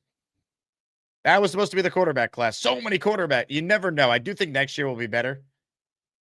But my point is you can't bank on that. But again, I can't force the pick at 2. So I do think the Jets will take a quarterback in this draft. It just is not going to be at 2. I think the earliest it'd be would be 16.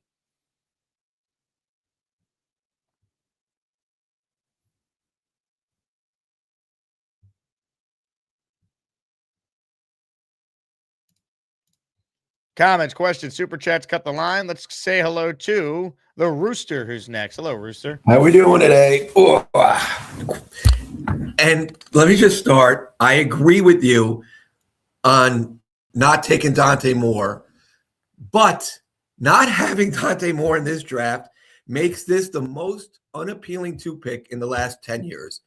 No 2 quarterbacks and not a defensive standout. And I understand we got to protect ourselves from the Jets. But I wanted more in this draft. And because I know someone would say, I could get Dante Moore right, and we could get assets out of it. Now we're sitting at 2, and we have to make a choice. And what does that do for the Jets? But the Jets would have taken more, Rooster. You don't know that, Jake. We're assuming. I do. You don't. Okay, technically I don't. Just like I don't know for sure Aaron Glenn's a bad head coach. No, what do your eyes but tell forget you? all that. Do you agree? Just think about it. We're at the 2 pick, and this is the worst value 2 pick in the last 10 years. I don't know if that's true. Come on. Forget how it plays out.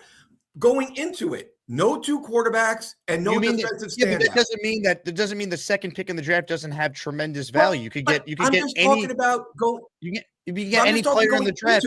They're not, but Rooster, they're not trading out of 2. They're not. Oh, I know. There's no way they can. No, with Dante Moore, they could have.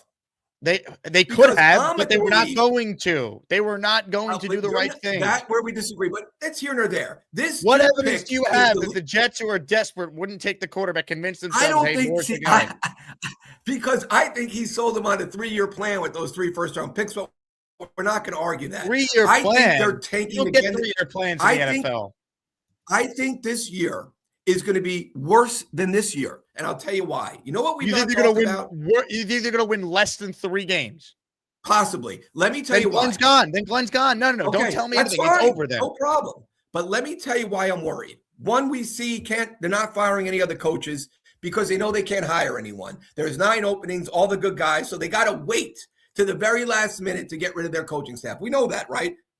Number 2, we didn't talk about this. We all thought the Jets were being a little coy in free agency last year. Oh, we're protecting our money. Oh, maybe no one wanted to come. And what my fear is this year, that it's going to be the same thing. We're going to be overpaying for mediocre talent. So they got that $100 million. So how is this team going to be better next year? How is it going to be better? Because you're wins? better Schedule is coached. brutal. You're better coached. You add But better you're not. players. But Glenn is the coach. Right, but the whole point is that he would show improvement as a coach. I want Glenn out, but I'm saying why next year? Like if I'm Woody Johnson, so going back to your point, knowing what I just said, they should fire Glenn yesterday. Yeah, obviously, but Woody's dumb. We know this. So now look where we are. Obviously. Let's talk free agency. Of course he should have been fired. Let's talk free agency. What do you think is going to happen in this free agency period? They're going to overpay and get some players. That's how it goes. Wait. Good players or overpay for average players? I mean, typically very high-end players don't make it to free agency. You can get good players who then become paid like great players, and typically that's why you get disappointed with free agency because you're overpaying for good players. Lindenbaum is not coming to the Jets. I mean, he's just not coming to the Jets. Why not? If you make him the highest paid center of all time, why wouldn't he take the money? Because it's just Rooster. He's a great Did they not player. sign Rooster? Who? Do you have short-term memory loss? CJ Mosley. They made him the highest paid linebacker. Wait. I'm talking about with Aaron Glenn regime right now. They are not getting anybody. That's not true. One-win team. They will get. Woody doesn't fire him. They will get players, Rooster. Players in this free agency. There's no great players in free agency anyway. That's how this goes. What do we know? Well, Lindenbaum's not a great player. He might be an exception. He also might be re-signed by the Ravens. Or they use the tag on him. It's like, again, a lot of the great players don't actually make it to free agency. Let's go back to a point we all agree on. How can we not fire this guy? Knowing everything we're laying out, why can't we get rid of him? Like, here's the point I'm saying. So we're sitting at 2, and we were so afraid of the quarterback coming out because of our coaching staff. Think about that. It's sick. No coaches want to come work here because of the coaching staff. It's sick. We're worried about getting any free agents. It's sick. What are we doing? That's all I'm saying is I'm sick, and I love you. Rooster, I love you too. We agree. I don't know why you're yelling at me. We're on the same side here. We both agree. If we had a different head coach we had confidence in, you'd want more to declare for the draft so they could evaluate if he's worth the second pick, and if not, try and trade out. I don't trust this regime. I don't.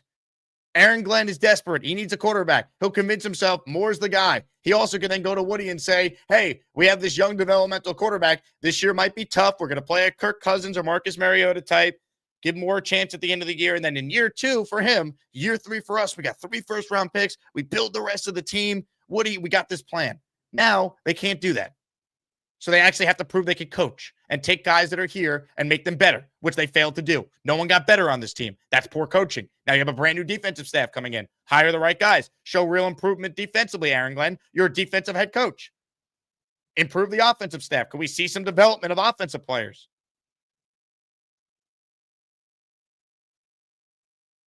Again, they could get free agents, though, Rooster. Money talks. CJ Mosley, Tremaine Johnson, Le'Veon Bell, go down the line. The problem is when you spend big money in free agency, a lot of times you're spending it on players here. They're over the hill or are good, but now you're paying them like they're great. There are some good free agents available, though, but a lot of guys get re-signed by their teams. For months, last year, Jamie and Sherwood was like one of the top 5 best free agents listed. Jets signed him the day before free agency started. Right? Like maybe the Jets could go after Linderbaum or Alec Pierce if they hit the open market, or Devin Lloyd or JFM. I'd love to bring him back. You know, Cam Curl from the Rams, Pitts, Rashid Shaheed, Jalen Phillips, whoever. But that's no guarantee that the Jets will be better, but they can get those guys. Again, I'm not convinced the Jets were this bad because of talent. I don't buy that. They obviously have talent deficiencies, and then they traded Sauce and Quinn and making the defense worse. What not enough people bring up is they started 0-7. And even after the Sauce and Quinnen deals, they still had 6 of their starters on defense. It didn't mean that you had to completely fall apart and be historically bad. That's what we're talking about. Again, after the Quinnen trade, you still had Sherwood, Quincy, Jermaine, Harrison Phillips, Stevens, Briggs, and McDonald out there. You should not have been one of the worst defenses of all time. No one brings that up, though. This team is horrifically coached. I don't care what talent they add. If the coaching doesn't get better, they're not going to win. Saleh actually could coach defense. They actually had talent. And they only could max out at 7 wins. How's this team getting 7 wins this year? Kaz with a super chat. He's in the raffle for 5. Get Cousins. Draft Simpson as he could be good with the right coaches. Let him sit under Cousins. Next year, Glenn will be gone. Our new coach could draft their quarterback in case Ty doesn't work out. It depends where you're drafting Simpson. I really would prefer to not take him at 16. You might have to. He might not even be there. And if he's not, I'll live with it. Because ultimately, Ty Simpson is a 1-year starter with 15 career starts in college. That makes me nervous. We gave you the stats earlier. The Rooster, who just called in and got us all fired up. Membership. Hey, I want to shout out Leany in North Carolina. Leany purchased the first shirt that we're selling for the March for Arch. So, Leany, I got you with 5 raffle tickets. Love it. JakeAsman.com /shop if you want to get yourself a shirt. More calls right now. Jordan's next. Hey, Jordan. What's up, Jake? Sorry about yesterday. I think it was my phone. I ordered a new one, so. You're good, man. All right. So I kind of agree with Rooster, though, a little bit. Like, I feel like if Dante Moore did declare, we would have needed to take him just because it's the right process for the team, even though we don't believe in Aaron Glenn and the coaching staff. It's still, if they don't draft a quarterback in this draft this year, and they only go with Kyler Murray, Kirk Cousins, whoever, Marcus Mariota, Malik Willis, that's 2 years in a row now with no quarterback. And if those guys don't work out, who are they going to fall back on? What do they have to say, hey, this is what we're doing and this is who we're having to save our job? That's my way of thinking about it. And I think it's just the right process for the team to draft that quarterback. Now, at number 2, I'm probably taking a shot at Reuben Bain, even though he has short arms. He's shown nothing but effectiveness in the playoffs, and all season long, he's been the best pass rusher. And not only that, people don't say this enough either, is that he's connected to Jason Taylor for all 4 years at Miami, which his son is now on the New York Jets. So I think that's a big connector right there on why he could be drafted to this team. Another thing I wanted to say is if Jeremiah Love is at 16, I would draft him. To have him and Brees, to have that Detroit-style offense, run first, pass, play action second, I think that would work perfectly here. I'm not saying draft him at 2, but 16, if he's still there, why not? And not only that, we don't even know if Brees is going to resign or anything. So it's just a backup plan, or even the running back from Penn State, Katron Allen. He's really good too. There's a lot of dynamic running backs in this draft that I think the Jets could take a shot at later in the draft. I'm not saying first round only for Jeremiah Love at 16, but other than that, that's all I really have. Jordan, I appreciate it. It's going to be a wild debate what they do. People need to start watching David Bailey from A&M as well. A&M, Texas Tech. That guy is really, really good. Might be in play at 2. Because there's no clear consensus.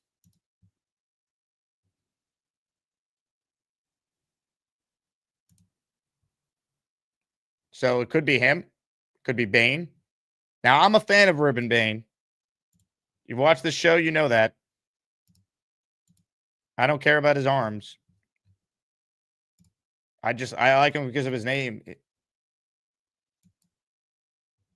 I mean, this man was molded by the darkness. We need him. So I'd take him. I like Bailey as well, though. And also, I like Arvell Reese. Am I allowed to say I don't know necessarily why there's so much hype he has to go to by some Jet fans? I like him.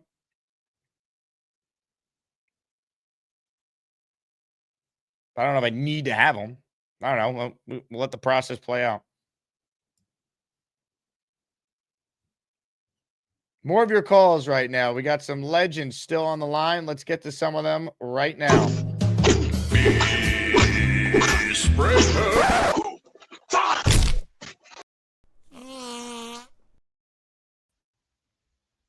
Beast.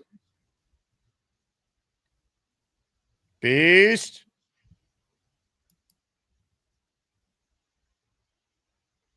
Beast. Old Beastie Boy. Beast.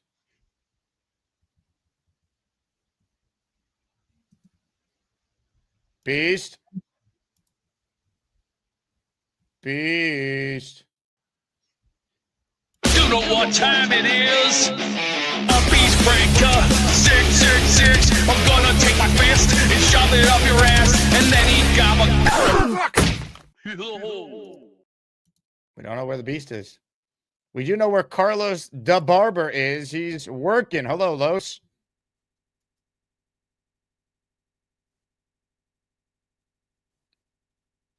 Carlos? We can't hear you, Los. Give us a call back and we'll get you on. We're struggling to hear you there. Some are calling that Beast call, by the way, the best call he's ever had.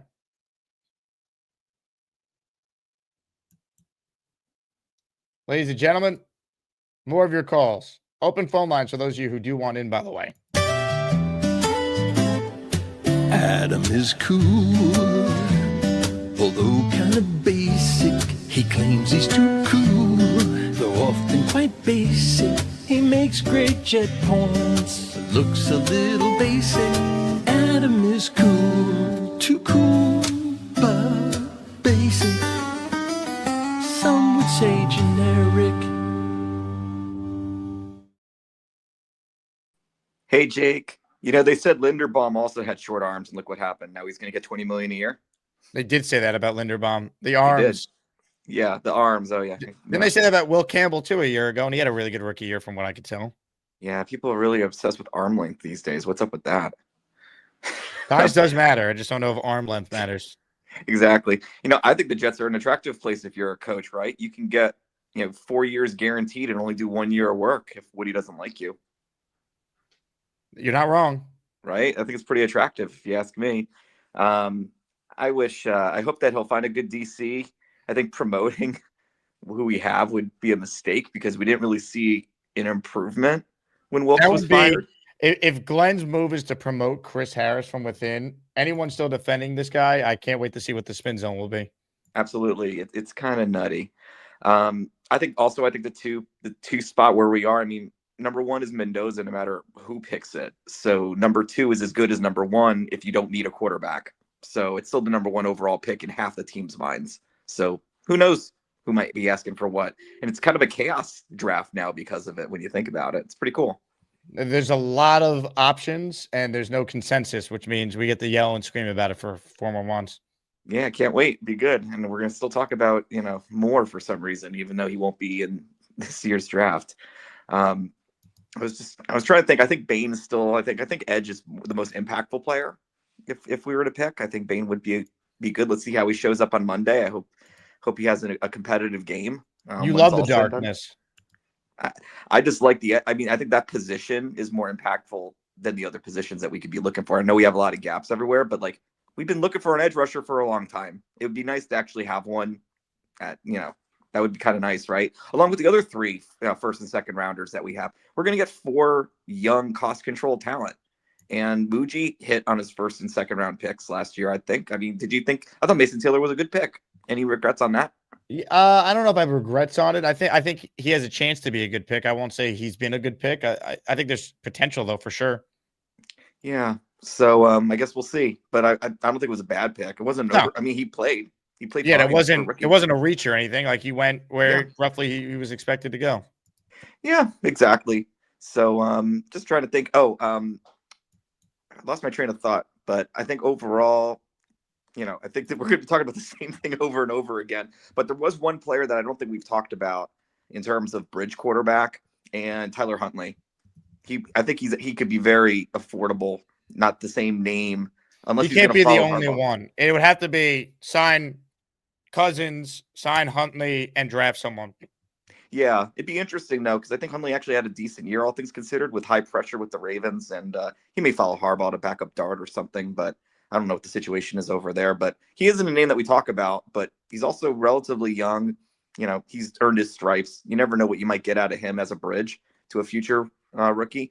But I think what does scare me is the idea of getting like a Malik Willis, and all of a sudden he has a decent year, and then we're at like 7 wins, and then we don't know if we want a quarterback in the next draft. I think that kind of confusion would not be good. So I think you go for an older quarterback when it's all said and done. Maybe it's Kyler, maybe it's Kyler, maybe it's Kirk Cousins, somebody older that you know is going to definitely be a bridge versus someone that could be a bridge or could end up giving us some concerns about what we actually want to do in 27, when I think all signs are pointing to you're going to definitely draft a franchise QB in 27.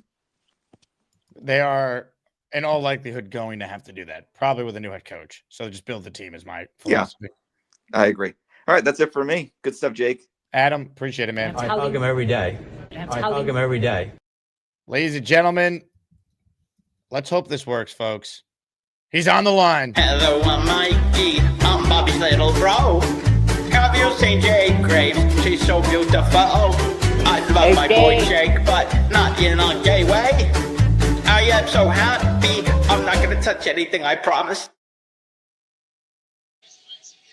Hey, Jake, you hear me? Mikey, I hear you. I can't see you. All right, let me call back in, okay? All right.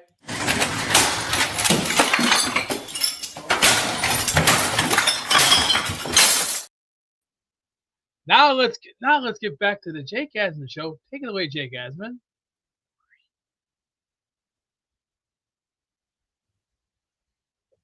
Poor Mikey.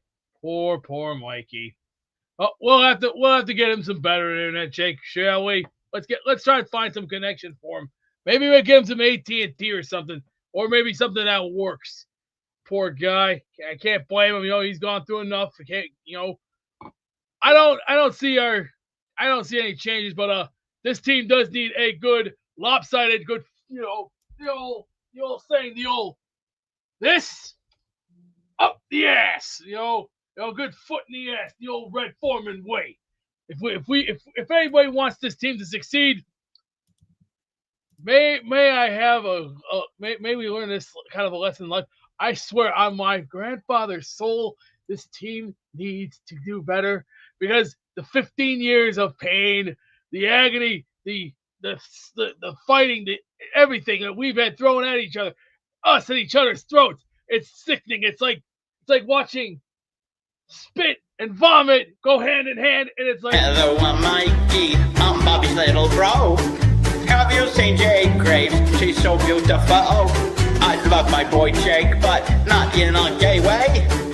I am so happy. I'm not gonna touch anything, I promise. Oh, I'm sorry, guys. He was on the line, and I played the intro, and then he dropped out as the intro was playing. Damn it. We got to get Mikey's connection figured out. We got Asmaniac Madness coming up in a few short months. We got to get to the bottom of this. Hey, I gifted a membership. And if you got it, I'm putting you in our Rex Ryan football raffle. We only have 13 gifted memberships this show. Remember, this counts everyone who entered yesterday on the second show of the day. Today is the 15-year anniversary of the Can't Wait game. The last playoff win for the New York Jets. And we're celebrating it with a Rex giveaway today, and maybe we'll do something Bart Scott related on the second show. Dino HD4GP received the membership. Ladies and gentlemen, we tried to go to him at work before. We couldn't hear him. We head back to the barber shop where Carlos is standing by. Hello, Los. How you doing, Jake? There it is. What's up, Los? Awesome. Doing all right. Maybe I should change this Verizon situation. Anyway, so I wanted to touch bases on I wanted your opinion. What is the talk on Lamar Jackson now with Harbaugh leaving? Is that actually a true possibility that he would want out of Baltimore? No, I think if you read the reports, there were some issues with him and Monken this year. And with Harbaugh leaving and Monken gone, they're going to keep Lamar. They're not going to trade him. Okay, gotcha. And then another thing is, I think Aaron Glenn knows he doesn't have another year after this. So I think definitely he'll be desperate to get a quarterback, which is the reason why I'm also kind of leaning towards the fact that we'll probably end up with a Kyler Murray. And the thing with that is that our luck as Jet fans is this, that we'll end up with Kyler Murray just to win enough games to keep us out of the number one draft pick or in that top, two to three draft picks because of that situation. And then another thing is, why can't we as an organization find that gem, that diamond in the rough? Why can't we evaluate talent enough? So I know there's not quarterbacks jumping out right now, in the eye, in the sense of, hey, we got to get this guy. But where are the evaluations? Where's the people that evaluate the talent? Where's the people that can find those third round, second round, those Tom Brady's, those picks that that come later on in the draft, but actually turn out to be something. Could we have a possibility where we see something like that for this organization, where we can actually get a quarterback? Because this is really getting ridiculous that we cannot find a quarterback. We just can't draft one. I just don't get it. Or we did draft one. I'm sorry. Which, by the way, I think he's gonna, if he stays healthy, he'll be winning the Super Bowl. And I'm actually rooting for him, which is Sam Darnold. I want him to win. So yeah, just those are just things that I have going on in my mind when it comes to the Jets. Why can't we evaluate good enough to draft somebody that maybe nobody's talking about that can turn into something? Well, that's what they're going to have to try and do, right? And they chose not to draft any quarterbacks this past year. The only move they made was Brady Cook as a UDFA. So they're going to take someone, even if it's not in the round one. Like, they'll add to the room. I do think Kyler Murray is a possibility. I think he'd be a terrible fit. He's also always injury prone. The Jets would still, if the coaching doesn't get better, they still would be in the mix for the top pick in the draft if they had Kyler Murray. I don't think he's going to raise their floor that much. One more thing too. Doesn't it seem like the Dodgers just continue to just outdo us with signing people? They As outdo far as the everyone. Yankees go, I know it's kind of off topic. I mean, They're killing us, man. they gave a player $60 million a year who's like the third or fourth best player on his team now. Like, it's insane. Like, there's going to be some sort of lockout in 2027 because the other owners aren't going to allow the Dodgers just to do this. There's going to have to be some sort of cap with a high floor. I don't know what they're going to do, but like, it's truly ridiculous. Because if you're the Marlins, you're the Pirates, you're the Reds, like, Kyle Tucker's making more than your entire payroll. It's insane. He's not even, Right. And he's a good player, very good player. It's astronomical money what we're talking about. Yeah, there's a major flaw in the system. Yeah. Well, Jake, thank you, man, once again, for accepting my call, and I'll see you next time. Go Los, Jets. I hope you have a great day at the shop. All right. Yes, sir. Thank you. Bye-bye. All right. Carlos the Barber checking in. Veteran Jet fan says, thank God I'm a Yankees fan. Mets went broke model and fell asleep. Well, it's just crazy that Cohen put out the tweet about Tucker, implying that they felt like they were feeling good about getting him, and then he goes to the Dodgers. Like, again, why couldn't the Mets re-sign Alonso again? They've had an atrocious offseason, in my opinion.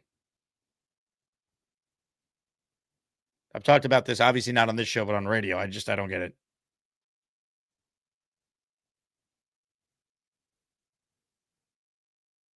Comments, questions, super chats. They cut the line.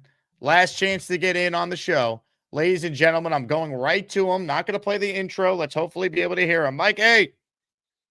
Are you hearing me? Kind of. You hear me, Jake? No. Mike, You hey. hear me now? Oh, come on. I can't see you. I hear you. Look at that I mustache. hear you. You hear me? Hands up, baby. Keep the hands in the Look air at like my you just don't mustache. care. Oh, what happened?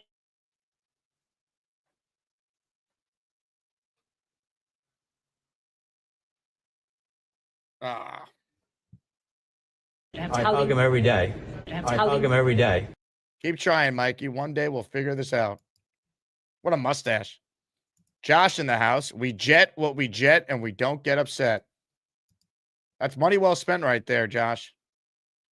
That is money well spent. More of your calls. Derek, the Kansas Jet fan, is up next on the program. Hello, Derek. Hey Jake, how we doing, brother man? What's up, Derek? Not much. I was just I was watching your mock draft yesterday. I really thought that was very well done. It got me super hyped for the draft actually. My kind of preference, I was leaning toward at number 2. I would love Bain, Reese, or Tate. I wouldn't argue either way there. I think I'd be pretty happy. But I was more curious of where you'd be leaning toward number 16. Assuming hypothetically, like we don't trade back or anything, what would you think about maybe linebacker or a cornerback at 16? I think if there's some good value there, the top 3 at each position. Number 1 linebacker, let's see, NFL Draft Blitz has reported Arvell Reese at 1, David Bailey at 2, and Anthony Hill Jr. at 3. I think if you wanted to plug and play either of those 3 at defensive end, that you probably could, just in the limited film that I've seen on those guys. And then on the top 3 corners, we have number 1, Mansour Delane. And then at number 2, we have Jermod McCoy, and number 3, Avion Terrell. I was just kind of wondering where you're leaning at 16, if maybe you'd be intrigued by maybe taking a linebacker or a corner there. I lean more linebacker than corner personally, but I can't argue with either position. I'm not sold on the corners, and I'm certainly not sold on our linebacker situation, obviously. So Styles to me would be the dream, but it doesn't sound like he'll make it to 16 based on some of what the draft gurus are saying early on here. Yeah, that'd be oh man, I would love Styles. I don't think he'll fall to 16 either, but that would kind of be a dream. I was kind of wondering, say we go receiver 2 and then linebacker 16. Where would you be leaning toward at 33 and 44? Well, if they don't go quarterback in the first round, Derek, I think quarterback is in play at 33 or the Cowboy pick if there's someone they like. Right, maybe a Chambliss or some type. I could definitely see him going quarterback at 33 because AG is definitely gonna have to win games. He knows his job's on the line. So say, would you be okay with the Chambliss at 33 if he fell there? Or do you if they like him? I don't know if he's there and they like him, fine. That I'd rather that than take Ty Simpson at 16 personally. Yeah, I'm kind of leaning toward the same. My other option for 2 and 16, I would like Bain at 2 and then maybe a Lemon. And I forget that receiver the guy mentioned on who called earlier from USC. I can't remember what he said. I haven't seen any film on him. Lane or something maybe like that. Oh yeah, Lane. Yep. What's the guy's first name? The receiver. Jacoby Lane. Jacoby, that's what it was. Yeah, so my first 2 ideal dream picks for 2 and 16, if we don't trade back, I'd like Tate and then maybe a linebacker, and Anthony Hill, some type, if Sonny don't fall. Or I'd like Bain at 2 and then maybe Lemon or, plug in next best receiver at 16. And then say we do get Chambliss at 33. I think that might be a bit early, but where would you be falling at 44 position-wise, what do you think? BPA, within reason. Yeah, nice. I like that. I would definitely be a big fan of that. They have so many needs, right? I mean, it's obviously you wouldn't take an offensive tackle there, but there's a great guard you like who could also play center. Like that's got to be in play. Quarterback's in play. Receiver should be in play depending on what they do. Yeah. Edge rush, receiver, linebacker, and then 44 BPA definitely sounds like I'd be a big fan of that. I'm pretty excited for the draft. I'm not gonna lie. I just hope we get it right because these last 15 years have been tough. I actually didn't know it's the anniversary of the Can't Wait game. Bart Scott is one of my all-time favorite Jets. But heck yeah, I think I'll take the rest off call, Jake. I hope you and the rest of the fellow Asmaniacs have a good day, guys. Hell yeah, Derek. Great call. Love that. Nick says, any thoughts of bringing back who? Well, Nick followed up and he wrote, Mike White. Mike effing White. You think he'd ask Garrett Wilson for his old number back? I don't think Mike White's coming back. Remember that story came out in The Athletic that Woody Johnson screamed, "You suck" in the locker room after they lost in Seattle? I don't think that's happening. Sarah says Mike Tomlin, Arch Manning, a winning combo for 2027. Get your shirts, Sarah. Tank for Arch, or we march for Arch.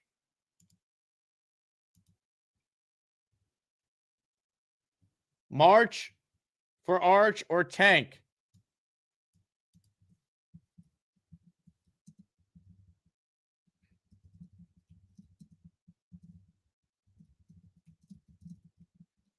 Yeah, I mean, this is what it's come down to, people. That's why I'm a big believer in Glenn now. He has what it takes to get us what we need for the future. More of your calls before we get to the raffle. One of our favorites is on the line. He won a Keyshawn Johnson throwback 96 jersey in the raffle the other day. It's a Ralphie Rocks. What's up, Ralph? Hey, Jake. How are you? I'm good, my friend. How are you? Good, thank you. I wanted to throw my hat in the ring about the draft situation. Which Alabama player do we need to take, Ralphie? Ty Simpson? Well, maybe Caleb Downs, former Alabama player who went to Ohio State. Maybe. That is true. At 2. What do you think of Simpson, though? You watched him way more than I did. Okay. He's got really good, quarterback skills, good throw. I love the 20-yard pass down the middle that he was cranking beginning of the year, middle of the year. Then he got hurt, obviously, in a couple of games. People were saying it was a back issue. He didn't look the same. I know he doesn't have as many starts as people would like. I was going to bring me to even Trinidad Chambliss doesn't have a lot of great Division I starts because he came from Division II. But I was going to ask you, do you think like how in baseball teams like to draft pitchers in high school and then get them in their own system so that they don't kind of get screwed up by going to college and having somebody else who doesn't have the same philosophy get into that player's head or maybe use them too much? And like in basketball, have teams draft 19-year-olds with not a lot of, experience, but they want them maybe in the G League or be on the bench on the Knicks, maybe so that they're coaching them themselves and not have somebody else maybe hurt them or put them in situations that might not be beneficial for them long term because maybe the college coach is thinking short term. Do you think maybe that might be the way college football goes, where since you could extend people 5 years, maybe you do take the quarterback at the end of round 1 who maybe doesn't have as much experience, but you have him under your wing, and so you don't just throw him out there in maybe for the first half of the first year, but at least that way it's under your tutelage and not under some college coach, maybe like Lane Kiffin, who doesn't have the same long-term benefits that you might have. What do you think about that? Yeah, I think there's something to be said for college football changing the way we view these guys' developments, and then especially the 5th-year option. And we've seen this in the past. Teams value getting the quarterback on the 5th-year option. They trade back in. Lamar was the 32nd pick. Teddy Bridgewater, same thing. Right. There's examples of that. I think it's a case-by-case basis based on the prospect. I don't know if there's one sweeping rule that teams go by. Yeah, I just think maybe that could be like analytics is going to come into play here and say like, oh, great, now we're sending Chambliss or even Dante Moore back into college. Maybe Dan Lanning doesn't have the same long-term plan with him as we would have. It would be better if we had him here. He sat on the bench for us a year, but he's under our tutelage with our offensive coordinator. Just something I was thinking about. The one last thing I'll say is the 33rd pick for us, I think, is going to be very advantageous. That's a good place to maybe trade down and get more picks and maybe acquire a first-round pick again for next year. Because just like with us, like trading up to get Brees, maybe someone's going to think somebody fell there and they're going to pay a lot for that one. So I think that might be our most profitable pick in terms of value. So I don't know if you'd be able to get a 1, but you definitely could get something for that pick because that is an extension of the first round. Who's ever left over from day 1 that a team had a first-round grade on, there's that path to it. Yeah, I think that's going to be valuable for us. And the 16th pick, that's nice that you could be flexible in or out. I mean, the Giants jumped into a spot close to that to get Dart, so definitely have some options there as well, whether we want to move up further to get somebody or move back and still get quality player towards the back of the first round and add some picks. So yeah, I think that 33rd pick is a real good one. And the 16, whatever we are, 15, 16, that's not bad too. I think we're going to be stuck there. I don't think anyone's going to love to jump up there. No one kind of stands out there as like an unbelievable edge rusher or, just this quality players. That's why Downs maybe to me seems like maybe the best. It might be a reach to pick a safety that high, but he has like the best Pro Bowl potential in my mind.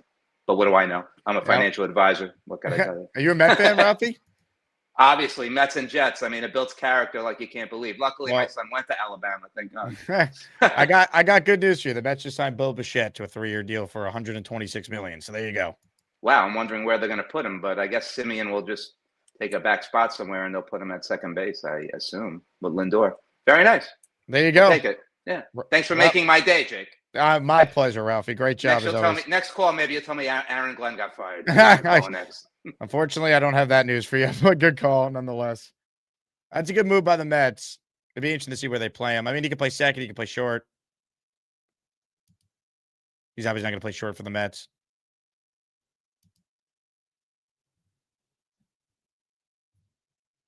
Again, it couldn't keep Pete Alonso, really? Let's see. Last chance to get in here. Nick says Dart was also a late first trade up. I think Dart was 23rd. Like it was later, obviously, latter half of round 1. He was 25th. Yeah, so, yeah, 25 for sure. And it didn't cost a ton for the Giants to get him either. They traded a second. They still have their first this year, obviously. Like the Giants have a lot of picks. They have pick 5. They have pick 37. So they had 2 seconds last year. So they used one of them. They have a 4th, a 5th, a 6th. They have 3 6. So they have 1, 2. They got 2 picks in the top 37. And then their next pick, they don't have a 3rd rounder. They used it last year in the Dart deal. Pick 105 of round 4. They're going to be good with Harbaugh. They just accepted. You know what's coming.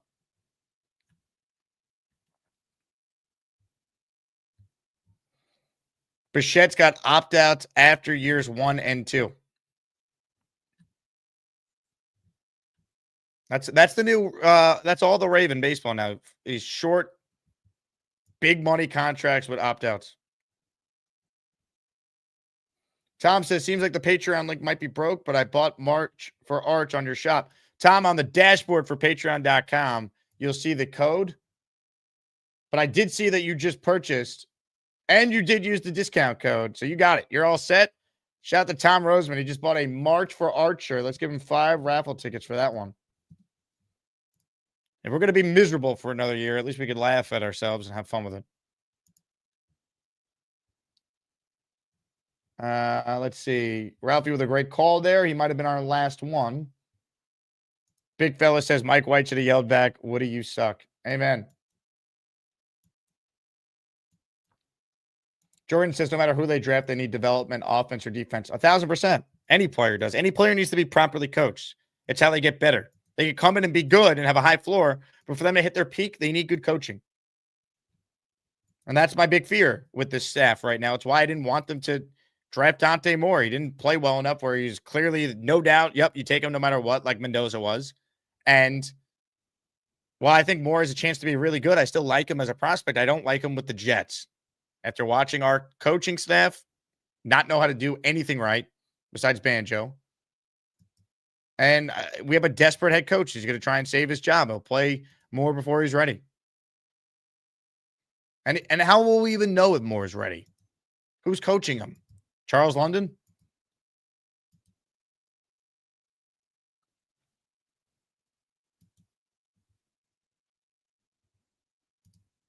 That's where we're at. Ladies and gentlemen, we say hello to the Thunder Beast. Hello, Beast. ¿Qué pasó, amigo? What are your thoughts on where things stand right now with the New York Jets? There's going to have to be a lot of red tape needing to be cut. A lot of things need to be cut. We need 8 new stars.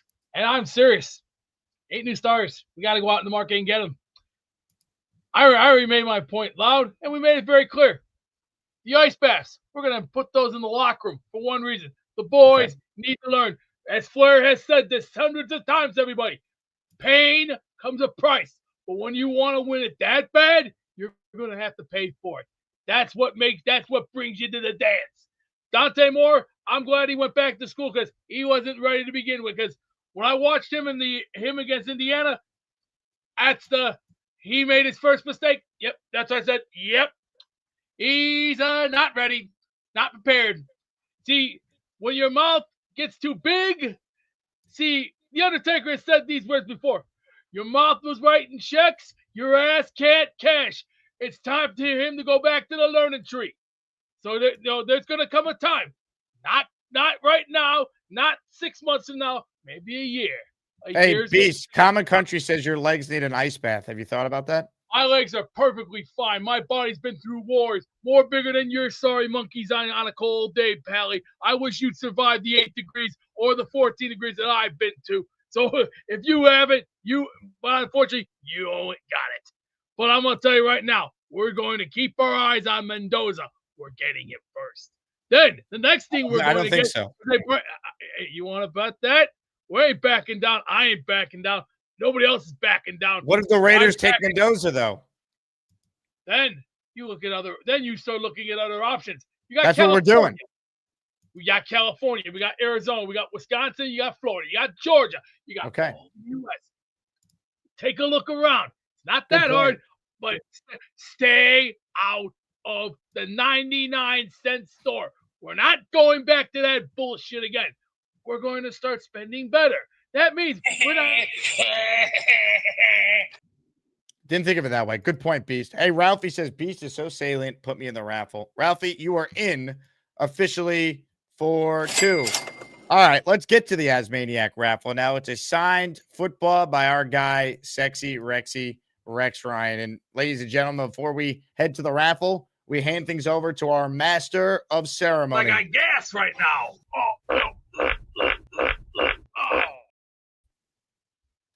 Are we ready? Are we ready? Ready. Now, ladies and gentlemen, it's time to do it all. It's time for the 2026 Jake Asman Wheel of Champions.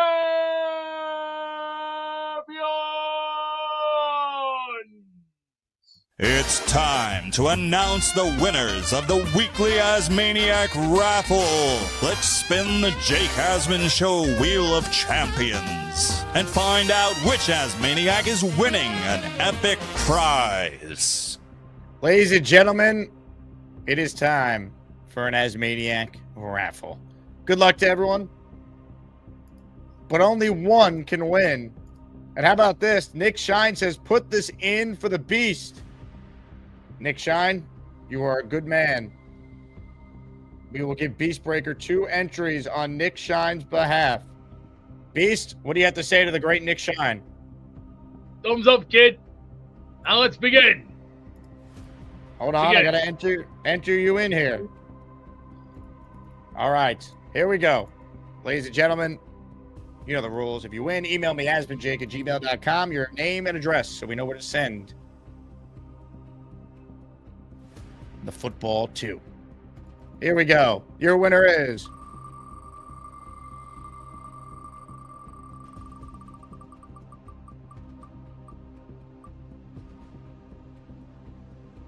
how about this? JD Surf City. JD is the winner. Let's go.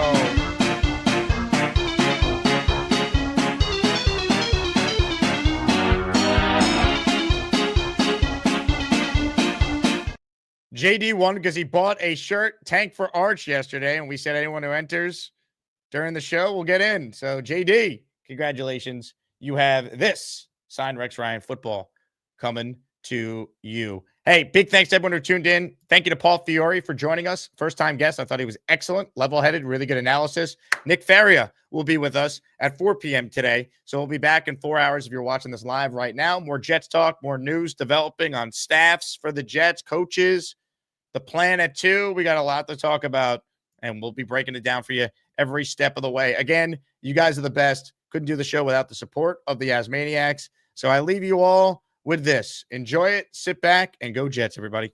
You're ridiculous. Yeah. Oh, you got one more call? You got enough for one more call? Look at Jake, he's laughing. Okay? I've been waiting in the back. You put that guy on. Who is he? You're ridiculous. Yeah. So how you doing, Robbie Sable? Good. What's up, buddy? No, goodbye, Bobby. See ya. And I just saw a big fella's tweet. So I'm 5'11", 180 pounds, and I wear a large. And you're telling me he's got me by 100 pounds, and he only wears an extra large? Gary, what do you care about what the fuck I'm wearing, bro? I'm gonna look. I'm a man of logic and reason. I'm 5'11", 180. I wear a large. You're 6'5". Why does this guy care about what I'm wearing? It makes no sense. Why do you care? Why You do ever you watch care? Curb Your Enthusiasm and someone says something like suspicious to Larry and he kind of give him that look like, okay. How is this suspicious, bro? What are you talking about? 280. That's a big fella. Dude, if I wore a 2X, it would be baggy on me because my body is different. Okay, not everybody's built the same. I understand, but if you're 6'4", 280, that ain't all in your legs, bro. 6'4", 280 is a big boy. I don't know why you give a shit what I look like. You got me a little upset right now, man. I didn't mean to get you upset, big fella. Gary, why do you make fun of Big Fella and his shirt? Maybe you're a weird person, a weird guy. A wiggle, beagle, beagle, deagle, deagle, beagle, deagle, deagle.